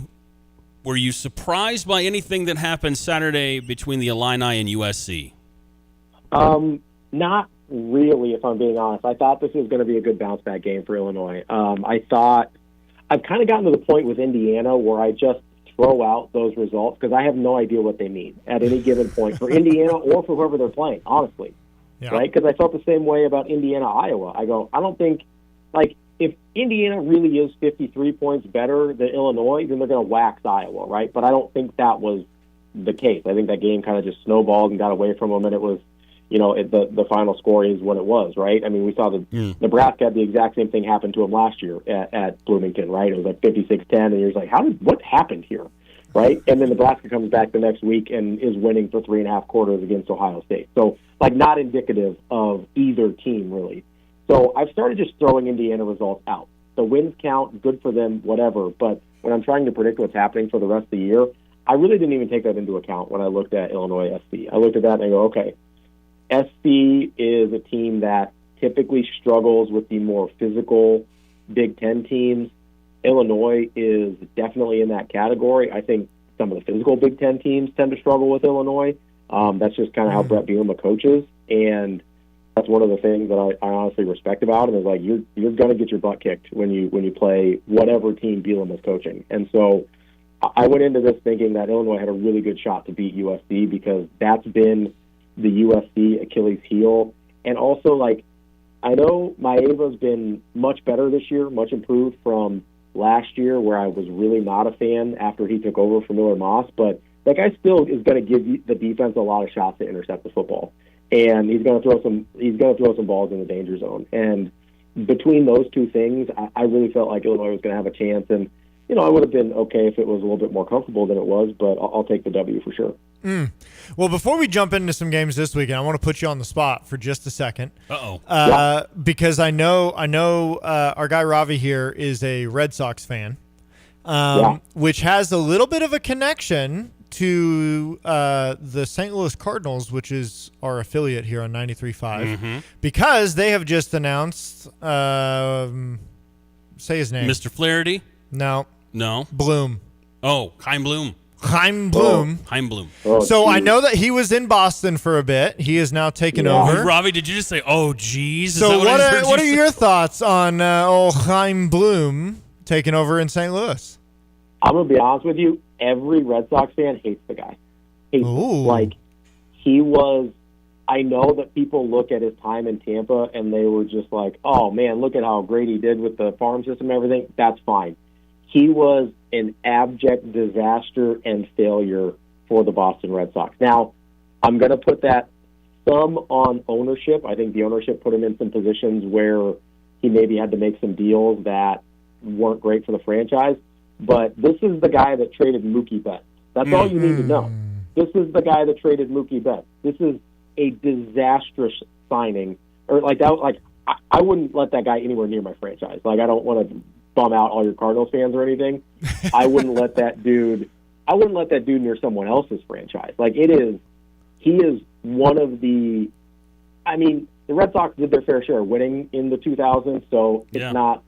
You know, he's not the boogeyman status of like Bucky Dent or anybody, but there are some people that, myself included, that he is I loved that 2018 Red Sox team. I loved that team. And the way they just dismantled it with bad management, and then they didn't get anything in return. There's like hardly any guys that they got in, whether it's getting rid of or letting Xander Bogaerts walk, whether it's letting Mookie Betts walk, whether like they didn't get hardly anything. And at the time, Mookie Betts was the second best player in the league. So I mean, good luck, Cardinals fans. I hope he's better for you than he was for us. But my God, I would be worried. Well, you know, maybe he's learned from that experience, and that's why he's much improved today. Evan. I mean, I hope so for your guys' sake. I really do, because if it's anything like it was in Boston, I'm so sorry for what the next 3 years hold. Yeah, full disclosure, I knew exactly what direction that was heading in. So, okay, well, let's talk college football. That was your curveball, huh? Unless you want to talk about your San Francisco 49ers tonight. No, because none of my actual San Francisco 49ers are going to be playing football tonight. Yeah, so I think we're headed there after the show to suit up. Yeah, we're the scabs that are playing tonight. I mean, listen, I saw some of that JV footage from your high school days, Evan. Like, You're probably better off. Like, the Niners would be better off with you at quarterback than Mac Jones. They call him Uncle Rico these days, baby. Yeah, babe. Just got to warm up the arm. I mean, I'll be honest with you. The motion was a little elongated for my taste. Like, it took me a little, but you could wing it. Like, you could spin that thing, but it was a little bit of a long motion. Yeah, it is a long motion. I was 14 at the time. But, you know, I can shorten it up now. You've learned something in 20 years. Yeah. Okay, Big Ten football this weekend. You know, we talked about this a little bit this morning. Bit of a kind of a snooze fest weekend for Big Ten. But what are you excited for? What you interested in? Yeah, I mean, obviously I'm excited for Nebraska and Michigan State. I said before the year that, and honestly, not just because I'm from Nebraska, I do think that's one of the better games on the slate this week for the Big Ten. I said before the year that I thought this was going to be one of the most important games of the year for Nebraska, regardless of what happened against Michigan, that I thought you would learn more about this Nebraska team against Michigan State than you did against Michigan, because Nebraska in recent years hasn't dealt well with success, and then also hasn't dealt well with failure. So not great options either way there, but you're going to learn a lot about this Nebraska team and who they are in year 3 under Matt Rule, and if this is kind of the year 3 Matt Rule that we kind of anticipated going in based on the game. And I think I'm pleased with how the bye week went for Nebraska. I think the line represents that. Honestly, it's even a little higher than I would have made it at 11.5. I think it opened at 10.5. I was sitting somewhere between like 6.5 and 7.5. I felt good about a touchdown. So that's I think encouraging to me that Vegas sees this as a real opportunity for Nebraska to take care of business here. But that's the one I'm really excited about. Washington, Maryland is fascinating. I have no idea what to make of Maryland. They've played no one of substance at all, unless you're a big Towson fan. I don't. Sam, go Tigers. Is that what they are? I had no idea. I just threw that out confidently. Nobody knows, so nobody's going to correct me on it. But yeah, Towson Tigers. Doesn't that sound good? It makes sense to me. It does. Listen, I bought it. I was like, oh, incredible. Good work, Evan. No, Washington, Maryland, I think is really interesting. I think Jed Fish is really good at Washington. That that Ohio State game last week was, I think it was 14-6 going into the fourth quarter. That game was close. Like, Washington had opportunities to win that game, and I thought they held up really well against Ohio State. So I think this is a real test for Maryland. If Maryland comes out on top of this, I'm going to be super interested moving forward. Nebraska's got them next week, so that's one I've got my eye on for sure. I know it's usually worse going from east to west. I think I have that right, but I am worried about the time zone for Washington going all the way. At least it's not the early kick, the way, so Lincoln Riley won't have to complain about that again. But Washington going all the way to the East Coast does have my radar up a little bit as well. Yeah. Hey, I got good news for you. What's that? They're the Towson University Tigers. He looked it up. That's incredible. That's incredible. And what's the mascot's Their name? mascot is Doc the Tiger. Doc the Tiger. Yeah. Well done, sir. Good guess. I'm so proud of you right now. Like, you have no idea. Good Lord. It is The Drive, ESPN Radio 93.5. If you have a question for our guy Ravi Lula from Hurrdat Sports, hit us up on the Max Twin City Recycling text line 217-359-2255. Ravi, any intrigue in Michigan hosting Wisconsin on Saturday? Only if they allow Luke Fickell to get back to Madison. That's pretty much the intrigue for Wisconsin every week at this point, isn't it? Like if somebody from Wisconsin has come up with $30 million to get that guy out of town, I think that's about the only. Like, that's a bad football team. That's a bad football team. I don't know what to do with them. I kind of wish Nebraska was playing them this year because I wouldn't mind watching them get their head beat in up close and personal. Yeah, can I ask a side question with that? How much of that do you think has to do with them? I try to have some sort of grace or empathy, but how much of that has to do with them losing their starting quarterback in the first game? Probably, yeah. I still don't think this is going to be a very good football team. It's worse. It's definitely worse than it. Well, I don't even know if I want to say definitely worse. I don't know how good Billy Edwards is going to be. I don't know. He was kind of only okay at Maryland. All of a sudden, he's going to go to Madison and be a miracle worker. I don't know. It's a tough schedule anyway. They got their wins against Mid Valley State University or whatever to start the season, but then you go at Bama, at Michigan, Iowa, Ohio State, at Oregon, at Indiana, Illinois. This could have been a much better team than they were last year, and they were still going to lose 7 or 8 games. That's just what the schedule is, right? Yeah. And so you lose the starting quarterback. I don't think it's a better team than they were last year, and I really think the only question left in the air is, does anyone in the great state of Wisconsin have $30 million to try and get rid of their football coach? Follow-up question on some of the games happening around the Big Ten this weekend, Ravi, and that's what we love talking with you about. Is there a chance that UCLA scores against Penn State on Saturday? Do they score a tutty or a field goal? Okay, can I be honest here? I feel like Penn State should be favored by more, and I'm kind of concerned that they're not. Okay. Let's talk about that then. UCLA might not win a game this year. I was looking at their schedule, and I was trying to figure out where the wins came from. And if it wasn't at UNLV or New Mexico or Northwestern, I don't know where they're coming, because we got Penn State this week, at Michigan State, Maryland, at Indiana, Nebraska, at Ohio State, Washington, at USC. They will be dramatic underdogs in all of those games. The closest spread will probably be Michigan State or Maryland, and I don't feel great about either of those if you're losing to Northwestern, not to mention 25-point drubbing at the hands of, highly feared power New Mexico. I don't this is a bad football team, and I feel like Penn State, they're a top 10 team in the country, probably should be favored by a minimum of 4 touchdowns.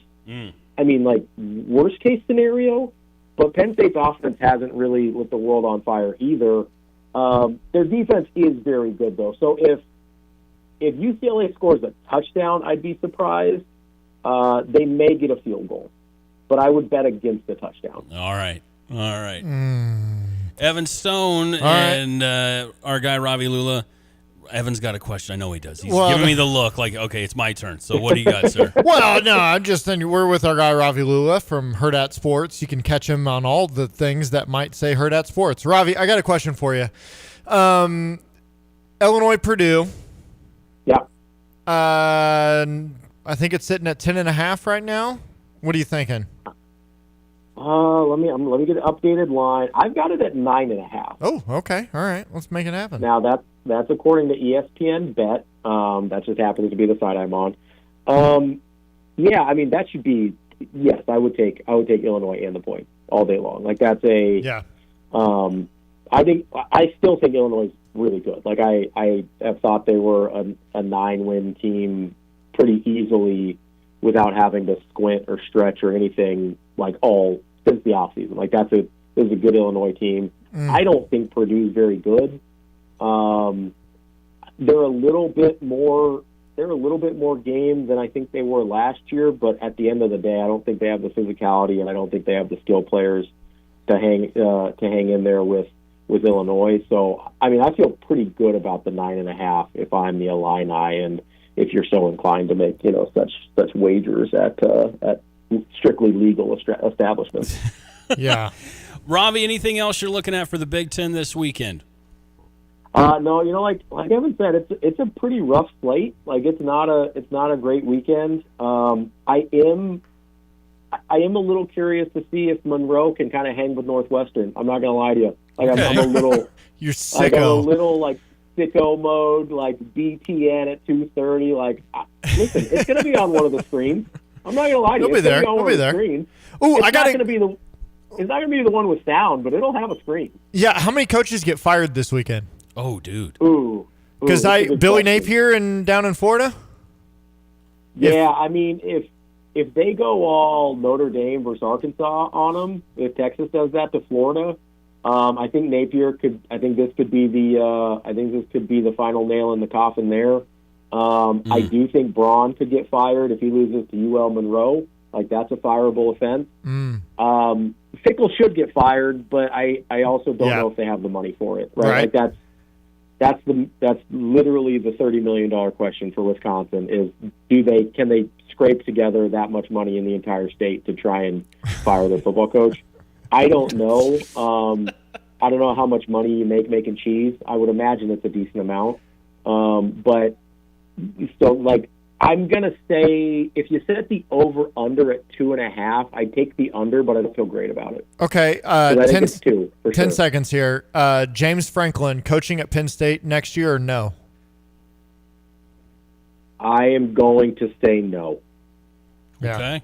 All right. I'm with you. I'm going to say no. All right. Say no. He's going to be at Arkansas. Well, that was our big conversation. One of the many conversations we had yesterday. But Robbie, you are the good sir, man. We appreciate you. Make sure you follow Herd at Sports on all the socials and track down Robbie. And again, man, we just appreciate your time every week here on the drive. Go Tigers! Always love talking to you. Go Cows and Tigers, baby. That is Robbie Lula from Herd at Sports. It is ESPN Radio 93.5. This is the drive. You know what? We talked a lot there about money lines. A lot. You know what that means? That means I'm itching to make some money. Yeah, that means you're itching to make some money. You, sir, are going to get some stuff etched in stone.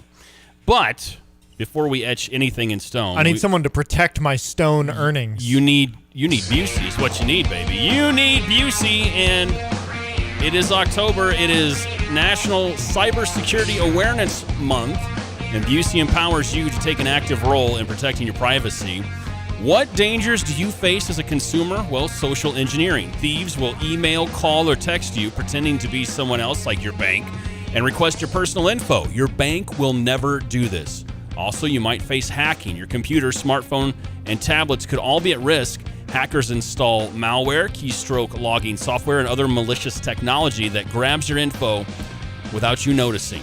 Data breach. That's when an organization, maybe like a retailer or a restaurant, gets hacked, and then criminals may use your stolen information for identity fraud, or they may sell it to other criminals to purchase and use. So how do you protect your finances? Well, first thing, password protect all your devices and use unique, complicated passwords for online accounts.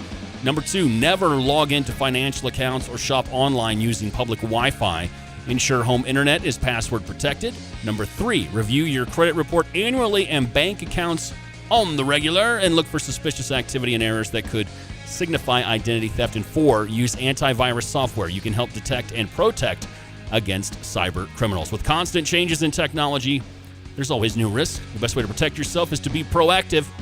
And Busey wants you to be informed of any security issues, scams, or alerts that may impact you and your finances. Check out their blog, Money Matters, at Busey.com and stay informed. So now, you know how to protect that money. You want to make that money with Evan Stone, buddy? You ready? Ready? We need some money. We'll do Etched in Stone for your weekend slate of football next on The Drive. You know, with like Lands Inc., we specialize in, we've got an amazing HVAC department that takes care of your furnace, you know, your heat system, air conditioning, they do that. Yeah. And for us in Underground, we take care of all your pipes that come into your home, leave your home, and work around your home to keep it dry, you know, your drainage system, sump pumps, things like that. And exactly what you said, if you don't know, you know, a couple decades ago, it was more like, oh, something broke, go fix it, repair it, no big deal. Well, now with the technology, we have cameras, like you said, that we can come in on these orange comfort clubs, and we can camera your sewer lines underneath your house and check them out just to make sure they're fine. If there's something wrong with it, we can show you right then. You know, truth is in seeing it. Yeah. We show it to you, and then you can plan as a homeowner for making those repairs or dealing with that issue later on.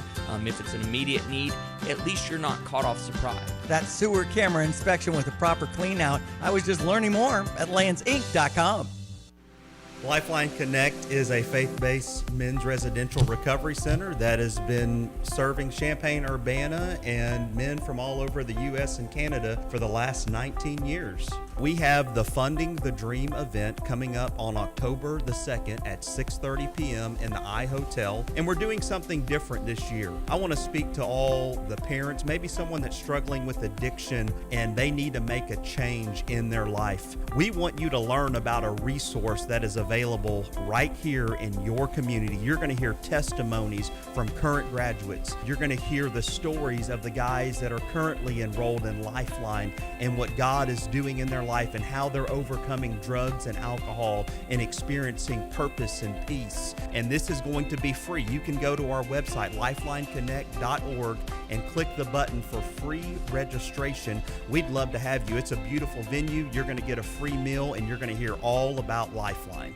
Coldwell Banker Real Estate Group's Diana Foltz, recent recipient of Champaign County's Realtor of the Year. Diana, how do you know you've been successful? I know that when we are invited to personal events in their lives, first birthday parties, weddings, gatherings, we know that we've been more than just their realtor. We know that we've made these relationships deep and that it goes beyond just the sale of the house. And it speaks a lot to what we want, which is to serve our clients and to, you know, be more friends than just a realtor. Why do you like what you do? I really enjoy helping either a buyer or seller to get to the next chapter. And they're relying on Reggie and I to help them achieve their next goal. You're their realtor. We're their realtor. It's Taylor Foltz team, Coldwell Banker Real Estate Group. You can find me on the internet at dianafoltz.com. Cell phone number is 217-840-4133. And my email is diana@dianafoltz.com. Take charge of the years ahead with a smart, sound investment strategy and business succession plan. Busey Bank's business and wealth management experts help you envision your best future with powerful insights and proven strategies. Building business and growing wealth since 1868, Busey Bank, proud to be the official bank of the Fighting Illini. Member FDIC. Just like a great football coach, he comes up with a game plan. He plans on doing the right thing at the right time. Winter is a great time to make home improvements such as new siding, windows, gutters, garage doors, and even phantom screens. So don't get uptight, relax, and enjoy the game. Just don't drop the ball. Call Dillman Brothers and score big. 217-344-8290. You can also contact us by email on our website, DILLMANbrothers.com. Get your exterior in shape. No rookies, only pros at Dillman Brothers.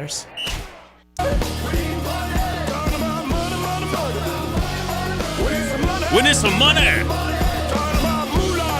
ESPN Radio 93.5. It is The Drive. I'm Curtis Allen. That is Evan Stone.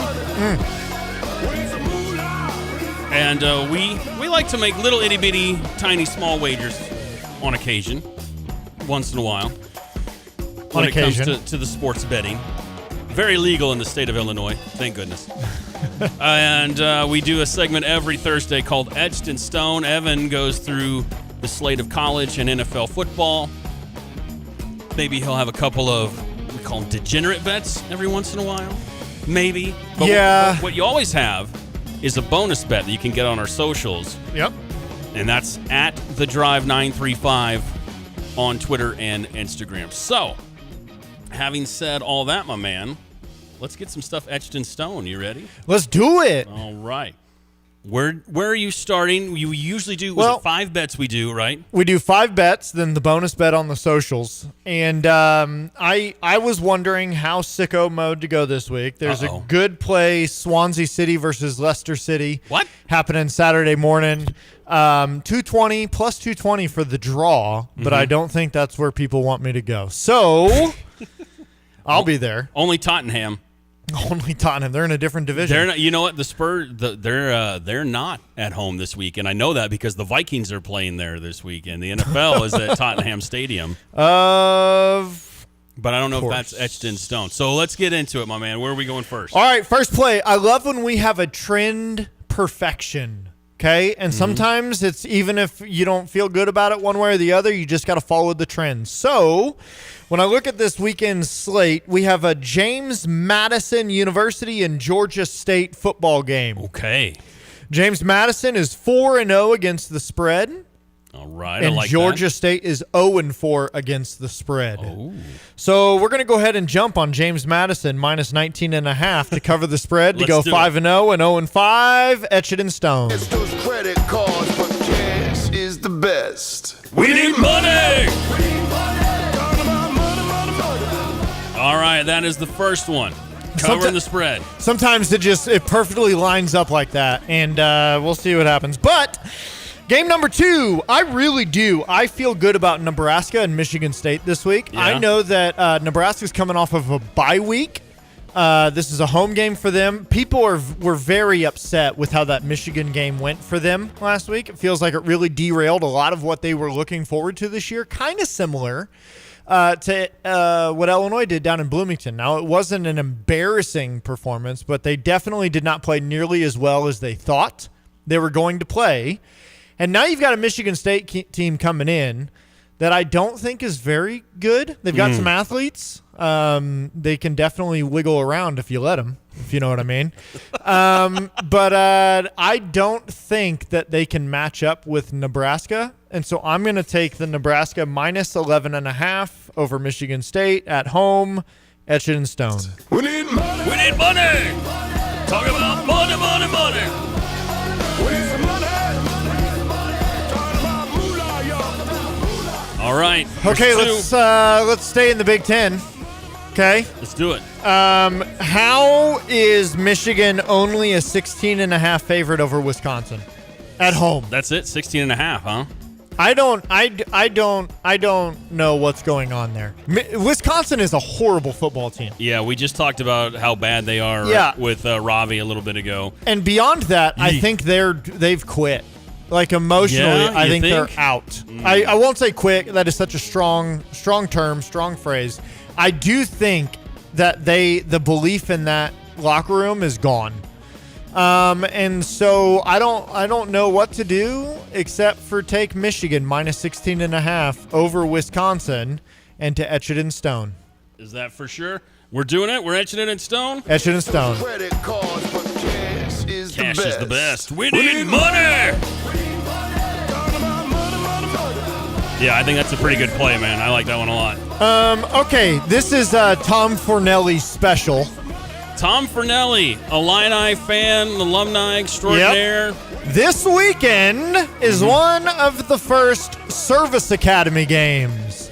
Was it Air Force and Army? Is that what we got this weekend? We got Air Force at Navy. Air Force Navy, okay. So, Air Force Navy, if you don't follow Tom Fornelli or listen to Tom Fornelli, his favorite thing in the world is Service Academy unders. He's got an insane stat that since 2005, the unders are like 47-5 or something like that. Like, it's an insane number. Right now, the number for this Air Force Navy game is sitting at 52.5. Now, yeah, go ahead. Well, Air Force's defense is not good. Mm-hmm. I actually listened to a little bit of the Cover 3 podcast today. They were talking about this game a little bit, and they said Air Force's biggest weakness is their secondary. That's how Hawaii put up big numbers. Utah State put up big numbers, but Navy, those are different offenses. And so, when better for the Air Force defense to show up and play good than against the offense they see every day in practice? And so I'm going to ride another Service Academy under. I think Navy's going to win easily, but I'm going to ride this. I'm going to ride this under 52.5 Air Force Navy, etch it in stone. We need money. It's pretty good odds that Fornelli's got there, or a pretty good record. Yeah. We need some money. Yeah. All right. Is that bet number 4? That's number 4. So our last game, we're going to go to the NFL. All right. And I actually had quite a few NFL games that I was interested in, so I really had to pare some of these down. I think tonight, the Rams-Niners game, I mean, just jump on everything Rams. Same. As Ravi said, same. Almost the entire Niners squad is hurt, not playing. Oh, but I forgot. You said you got a nice little run there. I got a little parlay for tonight as well in that game. But I'm not going tonight, so we'll come back to that, and then we'll do something together. I'm just getting my stuff Here's where I'm going to go. I'm going to go the Tampa Bay Buccaneers at the Seattle Seahawks. Right now, Tampa Bay is plus 3.5. So I'm getting more than a field goal. And I think the Buccaneers are a better football team than the Seahawks. Yeah? Now, that's a hard trip. They're exact opposite corners of the country. The 12th man is pretty. It's loud. Stout. It's loud there. Yeah. But I love Baker in this situation. I think they're a really good football team. And if you're telling me I get more than a field goal of them against Seattle, I'm going to take it. So go ahead and take Tampa Bay plus 3.5 against Seattle. Etch it in stone. We need money. 3.5. We need the money. We need some money. Talking about moolah, So my favorite segments we do here, etched in stone. And I did have a play for tonight. And I will tell you, there's a little research behind it, too. I dig and dug into some stats from the Niners side of things, all right? So I know this might sound a little crazy, but here's what I'm rolling with tonight. It's a little parlay. It'll get you at plus. It should be a plus even 800. At least it was this morning when I went with it. Kyron Williams, taking him plus 50 yards on the ground tonight. Jake Tongs, great name. Tight end for the Niners. 15 yards receiving. I'm saying Tongers gets 15 yards receiving. Now, here's an either-or play, which I really like these, all right? You can play this either my guy Puka Nacua or Devontae Adams will score a touchdown tonight. All right? And one more to toss out in there because someone's got to throw the ball. I'm going to go Mac Jones plus 200 yards tonight throwing. Give me all the garbage time. Just a little wager. So, to recap it, one more time for you, sir. Okay. Kieran Williams, over 50 on the ground. Tongs, plus 15 yards. Puka or Devontae, touchdown. Mac Jones, plus 200. Make some money. Do you feel all right now, Evan Stone? Feeling good. I'm feeling good. I love this. I love the song. Hey. I love when we get to do Ashton Stone. You know what you could do with all that money we just made you? What could you do with it? You could go to either Jets Pizza or Parlor Donuts. Oh, yeah. And the reason we want to go to Jets Pizza or Parlor Donuts is because of them, we've got Illini tickets to give away. That's true. For the Illinois-Ohio State football game, which is sold out. The Hall of Fame game. Mm-hmm. And all you got to do is text Illini, ILLINI, to our Max Twin City Recycling text line, 217-359-2255. Because you're going to make a lot of money. You could buy tickets. Because you're going to make a lot of money. You could buy tickets, or you could make that money and then keep it. By the way, getting free tickets. No guarantees that any of these bets are going to hit. We don't guarantee. Oh, we don't? We don't do that. Oh, no. okay. No, they get you in trouble. You get yourself in trouble. No guarantees anything's going to hit. This is just what we're doing. Yep. So those tickets, a lot of people texting in Alana right now because a lot of people want to go to this game. They're courtesy of Parlor Donuts and Jets Pizza. Parlor Donuts is at Old Farm Shops in Champaign. Jets Pizza's got a couple locations, Neal and Green near Campus Town and by Round Barn, Springfield and Mattis. And they're just good stuff. Just good stuff. Good quality numbers. Yeah. No, Yeah. good stuff. And again, we have one more bonus bet, and you will find that. Well, you get all the bets, courtesy of our very own Evan Stone and Etched in Stone on our socials. Follow us at The Drive 935. Also, what we're playing will be on our Instagram, in the story on our Instagram page at The Drive 935 as well. And always, you get that one extra bonus bet. Yes. And I think the bonus bet you had last time was Notre Dame throttling Arkansas. Who could have seen that happening? But it was a good one. And what happened is we had that etched in stone. We need money. And we got that money. All right, man. Good stuff. We're due for one more break. When we come back, maybe a little more. Evan's pumping his fist on the live stream right now, which means the Cubs just did something. So we'll get a little bit more into MLB action. Talk a little bit more about the Illini and Purdue. Which is, oh my goodness, it just clicked. It's Thursday afternoon. Like in my head, I was going, hey, this feels like a Tuesday. We got a few days. Thursday. No, we got less than 2 days until the Illini are back in action. So we'll Let's go. dive more into that as well next. It is The Drive.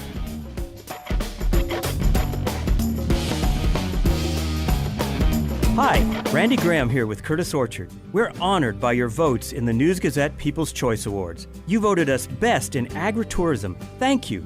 Our mission is always to offer fun, educational farm experiences for every guest. Whether you love apple and pumpkin picking, outdoor fun, shopping the country store, or visiting our bakery or Flying Monkey Cafe, our hope is that you make memories with the ones you love. We can't wait to see you again this year. Connect with us on Facebook, Instagram, or curtisorchard.com. Again, thank you.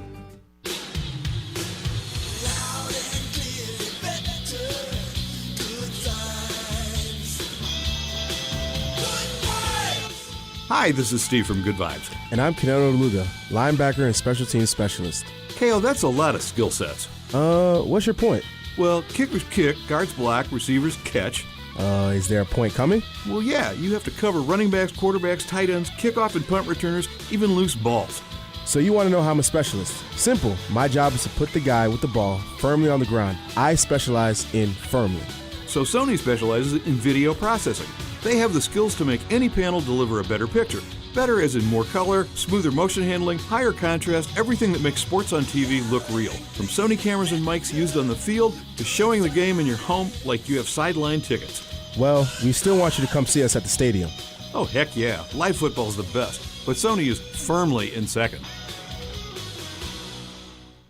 Well, tell me what I need to know about Dedicated Diesel and Dixie Chopper, buddy. Well, Dedicated Diesel, the safety lane is open from 8 to 4 every day. If farmers need to get their trailers or their grain trucks inspected to be compliant with state law, they need to come through. No appointment necessary, but we stop accepting people at 4 o'clock so that they can get those inspections done by 4:30 and all the paperwork done and close up on time. But that is a requirement in the state of Illinois, and we're open to do that. Plus, of course, the Dixie Choppers are there for sale. Stop by and see Andy at 1313 Triumph Drive. Take a look at those. Get the best deal you'll ever get on a quality industrial, commercial, or residential lawnmower. Awesome. It's fast. Yeah, fast as ever. Hey, so how can I reach you, Tim Onstadt? You can call me at 765-793-7131 and extension 4. They can get me on email at timo@gftlog.com.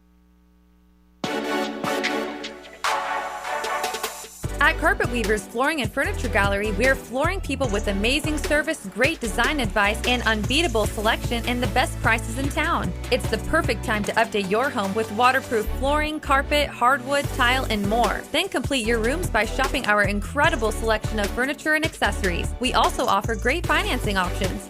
Carpet Weavers Flooring and Furniture Gallery, we're flooring people.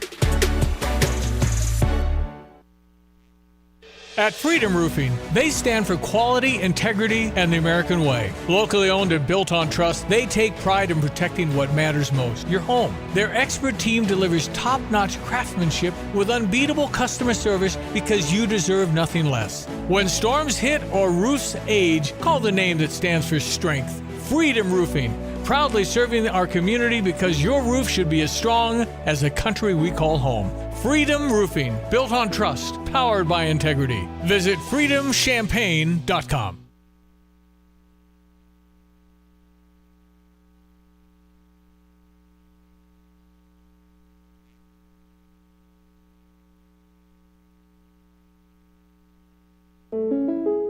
You've changed thousands of diapers, played hours of peekaboo and duck, duck, goose because you do anything for your kids. That's why it's so important to protect them with life insurance from State Farm. State Farm agent Kurt Lenschow will help make it easy and affordable to help you protect your family no matter what the future holds. Because for the people you do anything for, life insurance could mean everything. Call State Farm agent Kurt Lenschow in Champaign-Urbana today. Like a good neighbor, State Farm is there.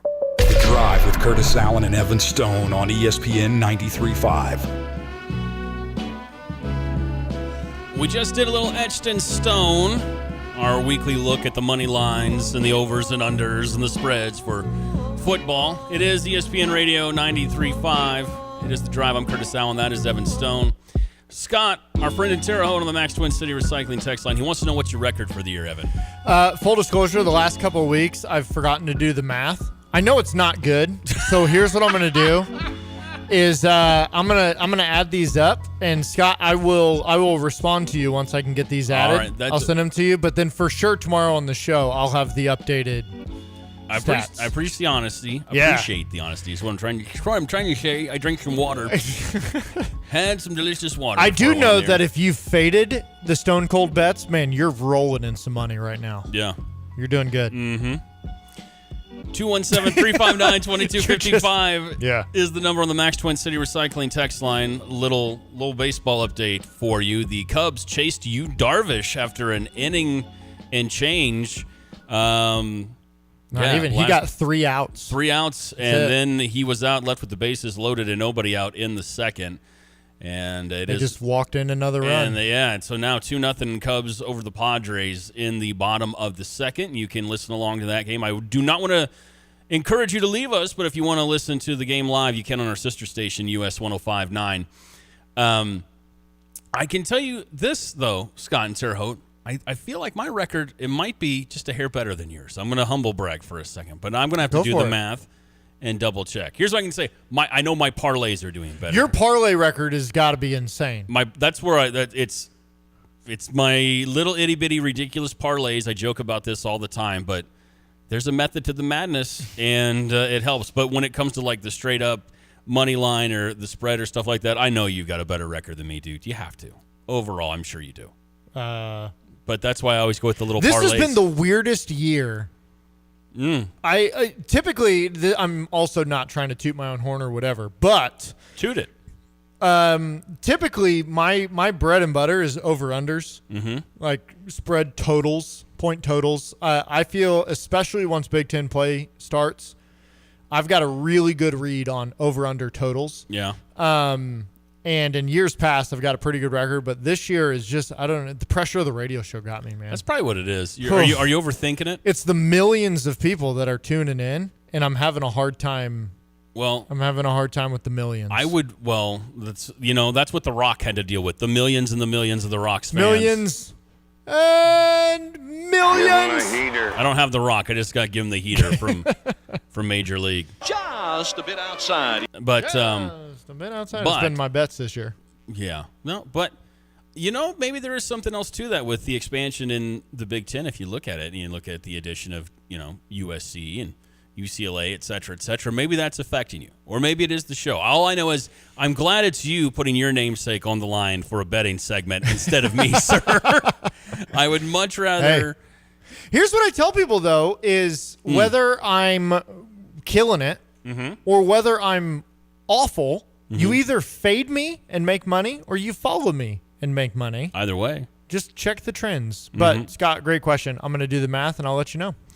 I'm going to group text group chat with my buddies, as a lot of people would be. You know, you got a group, 2, 3, 4, 5 guys, whatever it is that you're chatting with and BSing with all day long. Keeps us sane. But it drives them nuts. It really does bother them when one of my parlay bets hits, and I always take a little screenshot, and I'm always like, look at this, the blessings continue. I turned $2 into $27. Beers on me. Felt like it drives them. I know it's one of those like little pet peeves they have. It's one where they talk about me in the other group chat that I'm not a part of. They're like, you see what that idiot did today? You see what he did? He literally bet against the Cubs. He bet against. Well, that's a problem. Mm-hmm. I'm not saying I did that today. I'm just saying. Like, that's another thing that drives my friends. How can you bet against your team? Listen, I'm a Bears fan. All right, if they're going to break my heart with bad football for 30 years, I'm gonna try to recoup some of that investment. Okay. Yeah. Baron on the Max Twin City Recycling text line, text in from Detroit, or maybe was they in Europe right the other day? Am I making that up? Baron can correct me, but in Detroit says last time we played Purdue, we went into it number 23 and 4-1, excuse me, after a brutal loss one game earlier. Only difference this time is we're coming off a win, and the brutal game was 2 games ago. It's a valid point. Yeah. Okay. Yeah. I mean, I don't disagree. Sure. 217-359-2255 is your number for the Max Twin City Recycling text line. We've had another full show. It's been a good one. We've got about 10 minutes left in the hour. I'm turning the keys over. Ooh. Where do you want to take this thing right now, sir? Do you want to go back into Illini Purdue? We've talked a lot about that. Do you want to do more Big Ten football? I do want to remind people that we're going to be at Pia's next week. Oh yeah, duh. There's talk about something station related, Curtis, you dummy. Yeah, there you go. Next Thursday before Ohio State, we're going to be at Pia's, and we're going to have tons of good prizes. We'll be out there from 3 to 6. Mm-hmm. We'll be live 4 to 6.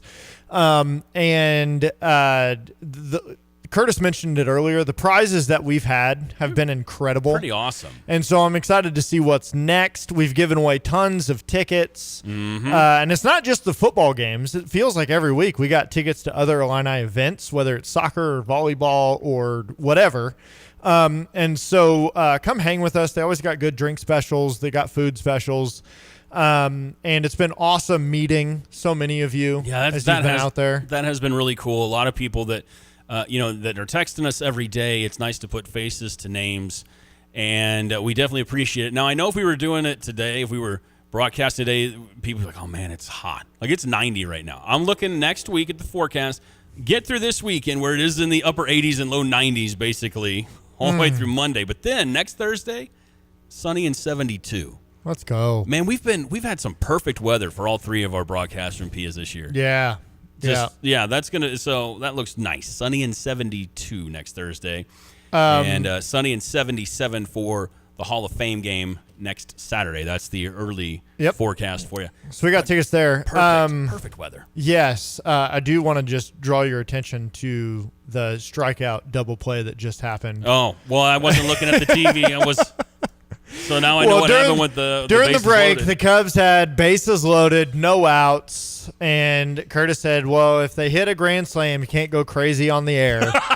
And I was like, "All right, fine, but I already know what's going to happen. It's going to be a strikeout and a double play." And then it was a strikeout and a double play.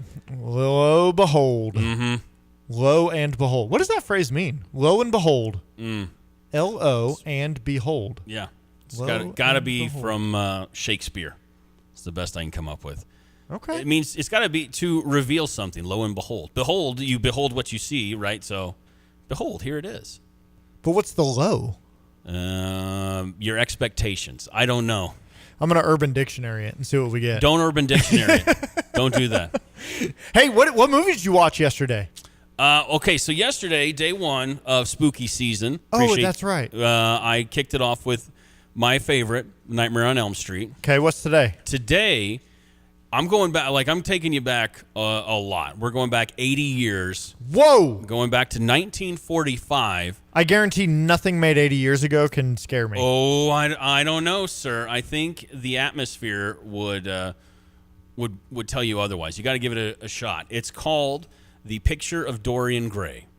And it's by Oscar Wilde. It's a short story from Oscar Wilde, the famous author from That's a guy. From the 1800s. We still study his work to this day. But Oscar Wilde's The Picture of Dorian Gray. It's about A young man, he's successful, and he meets someone through the workplace that is also a painter. And he tells him basically he's going to paint this portrait of Dorian, and there is some power in the picture, in this painting, and just kind of make a wish along with it. And basically Dorian wishes that he will stay exactly as he is, that he will look and feel exactly as he does as a 20-some-year-old man, but the painting will age instead. He doesn't think it's going to come true. And then slowly he starts to see it happen, and it causes people around him to go crazy. It causes him to be crazy as well. And it's a lot about hedonism and vanity and like it's, Botox. There's no Botox in there. But if you're looking for a star, a name you might recognize, Angela Lansbury, a young Angela Lansbury stars in it. And from Murder, She Wrote, that's Angela Lansbury. Okay. Wow. And she kind of steals the show. But yeah, there's one scene, I don't want to spoil anything, but there's one scene that uses some special effects that even now you kind of go, oh, that's kind of cool how this works. Because it's a use of color versus black and white. That's all I will say about it. But the whole point of the movie, and it's been remade a few times, and this is still good. 1945. What's it called? The Picture of Dorian Gray. The Picture of Dorian Gray. It's really about it's about vanity and hedonism and not respecting. There's a lot of not respecting the people around you, your families, or appreciating them, the people that take care of you. But there's all sorts of craziness in it. There's murder. There's blood. There's great acting. Mm-hmm. Little Benny Hinn music in the background. There's no Benny Hill. That's Benny Hill, not Benny Hinn. What did I say? You said Benny Hinn. I don't know Benny Hinn. Benny Hill's. Do you know Benny Hinn's someone else? Benny Hill. Benny Hinn's this guy I used to go to school with. You wouldn't know him. Benny Hinn's got some. Benny Hinn's got some videos online. 217 says I watched The Nightmare on Elm Street 2. The meaning as well. What? Not part 2, but as well, like I did. My wife finally let me watch it with the kid. Loved her face when Depp turned into WD-40. How old's the kid? Have you watched any of these with your kids? No. But again, I've told you this before. Like my old man, my dad let me watch some stuff. There's no way I should have been watching it. I should not have been. Like I shouldn't have. Oh, she's 14. Okay, all right. I'm all right with that. I think that's fine. That's probably fine. I bet it still scared her. Oh, scared the bejesus. Like Elm Street, the original Elm Street. I said this yesterday. It still holds up. And that scene with Johnny Depp. Spoiler: it's 40 years old now. If you haven't seen it, Johnny Depp's first major role, and he dies. One of the most gruesome deaths in any of the Elm Street movies. It's pretty rough. And well, that guy, what's his name? Freddy Krueger. Yeah. That guy, I know. Well, no, the actor. What's the actor? Robert Englund. Robert Englund. That's right. Uh-huh. I knew it was the country. I couldn't remember if it was Robert Turkey or Robert Slovakia. It's called Robert Englund. England. Yeah. England. With a U. Look at the text. Thank you. 217. 217 and I are just right there, simpatico. I think that's you. Yeah. Are you? You're texting in over is here. Literally right there. I'm not a horror movie. Mm-hmm. We've said this a few times. Yeah. He's incredible in those. Classically trained actor, too. Like, there was a time before he got the role as Freddy in the 70s and early 80s where people looked at him as being like the next big star. He was really great friends with, close friends, with Burt Reynolds. They were best buds. And like, there was this, okay, Burt's already a star. Robert Englund's a little bit younger. He's right there with him. And then he got the role as Freddy, changed his life. And did he get typecast? Did he do anything after that? He did other horror films that he did, but it was, or he would always have these smaller roles, but he was kind of selective about it. And then once the Freddy Elm Street thing dried up in the 90s, the early 2000s, he was doing whatever horror movies he wanted to do, just kind of reinvented himself. And now, like all the big stars from that era, they do the conventions and sign the autographs. And well, I saw Nightmare on Elm Street for the first time when I was 6 years old. Ooh. And I think that's the problem. Well, that's when I saw it too. I was probably 3 or 4 when I saw it. Oh my gosh! I might have been young. It might have been 2. I shouldn't admit this on the air. Poor mother. I know. I was. It wasn't like my family sat down and watched it. I think I was at my dad's house and he left to go do something, and my brother, who's older than me, popped it on. Yeah. Well, I didn't sleep for 2 months. I don't think the picture of Dorian Gray is going to terrify you the way Elm Street might have when you were a child. But it is, like, I recommend watch it with the wife. Nope. I'm telling you. She will never watch that movie with me. Turn the lights off. I'm going to tell you right now. Good atmosphere. It's dark. There's nothing I know for more certain in my life right now than the fact that my wife will not watch that movie with me. Because it's old or because it's a horror movie? Yes. Yeah. Both. All right. Heath on the Max Twin City Recycling text line says, League of Extraordinary Gentlemen movie, 25 years or so ago it came out. Sean Connery had Dorian Gray as a character. Yeah, the character was named after the character from Oscar Wilde's book, poem, story, short story. What is text line? Because we got what, 30, 40 seconds? Yeah. So what I need to I like that nickname. Go on with what you were saying, and then we'll get to the text. I want to know what are people's favorite awful horror movies? You know, like the so bad F-rated. It's good. Yes. So bad they're good. I can talk. Oh man. What about Velocipaster? You know what? I watched a terrible one. The other day. I told you, my friends and I, we challenge each other. Werewolf in a Woman's Prison is a movie that happened about 20 years ago. It's bad. Definitely rated R. Definitely some of the worst acting you've ever seen. Werewolf in a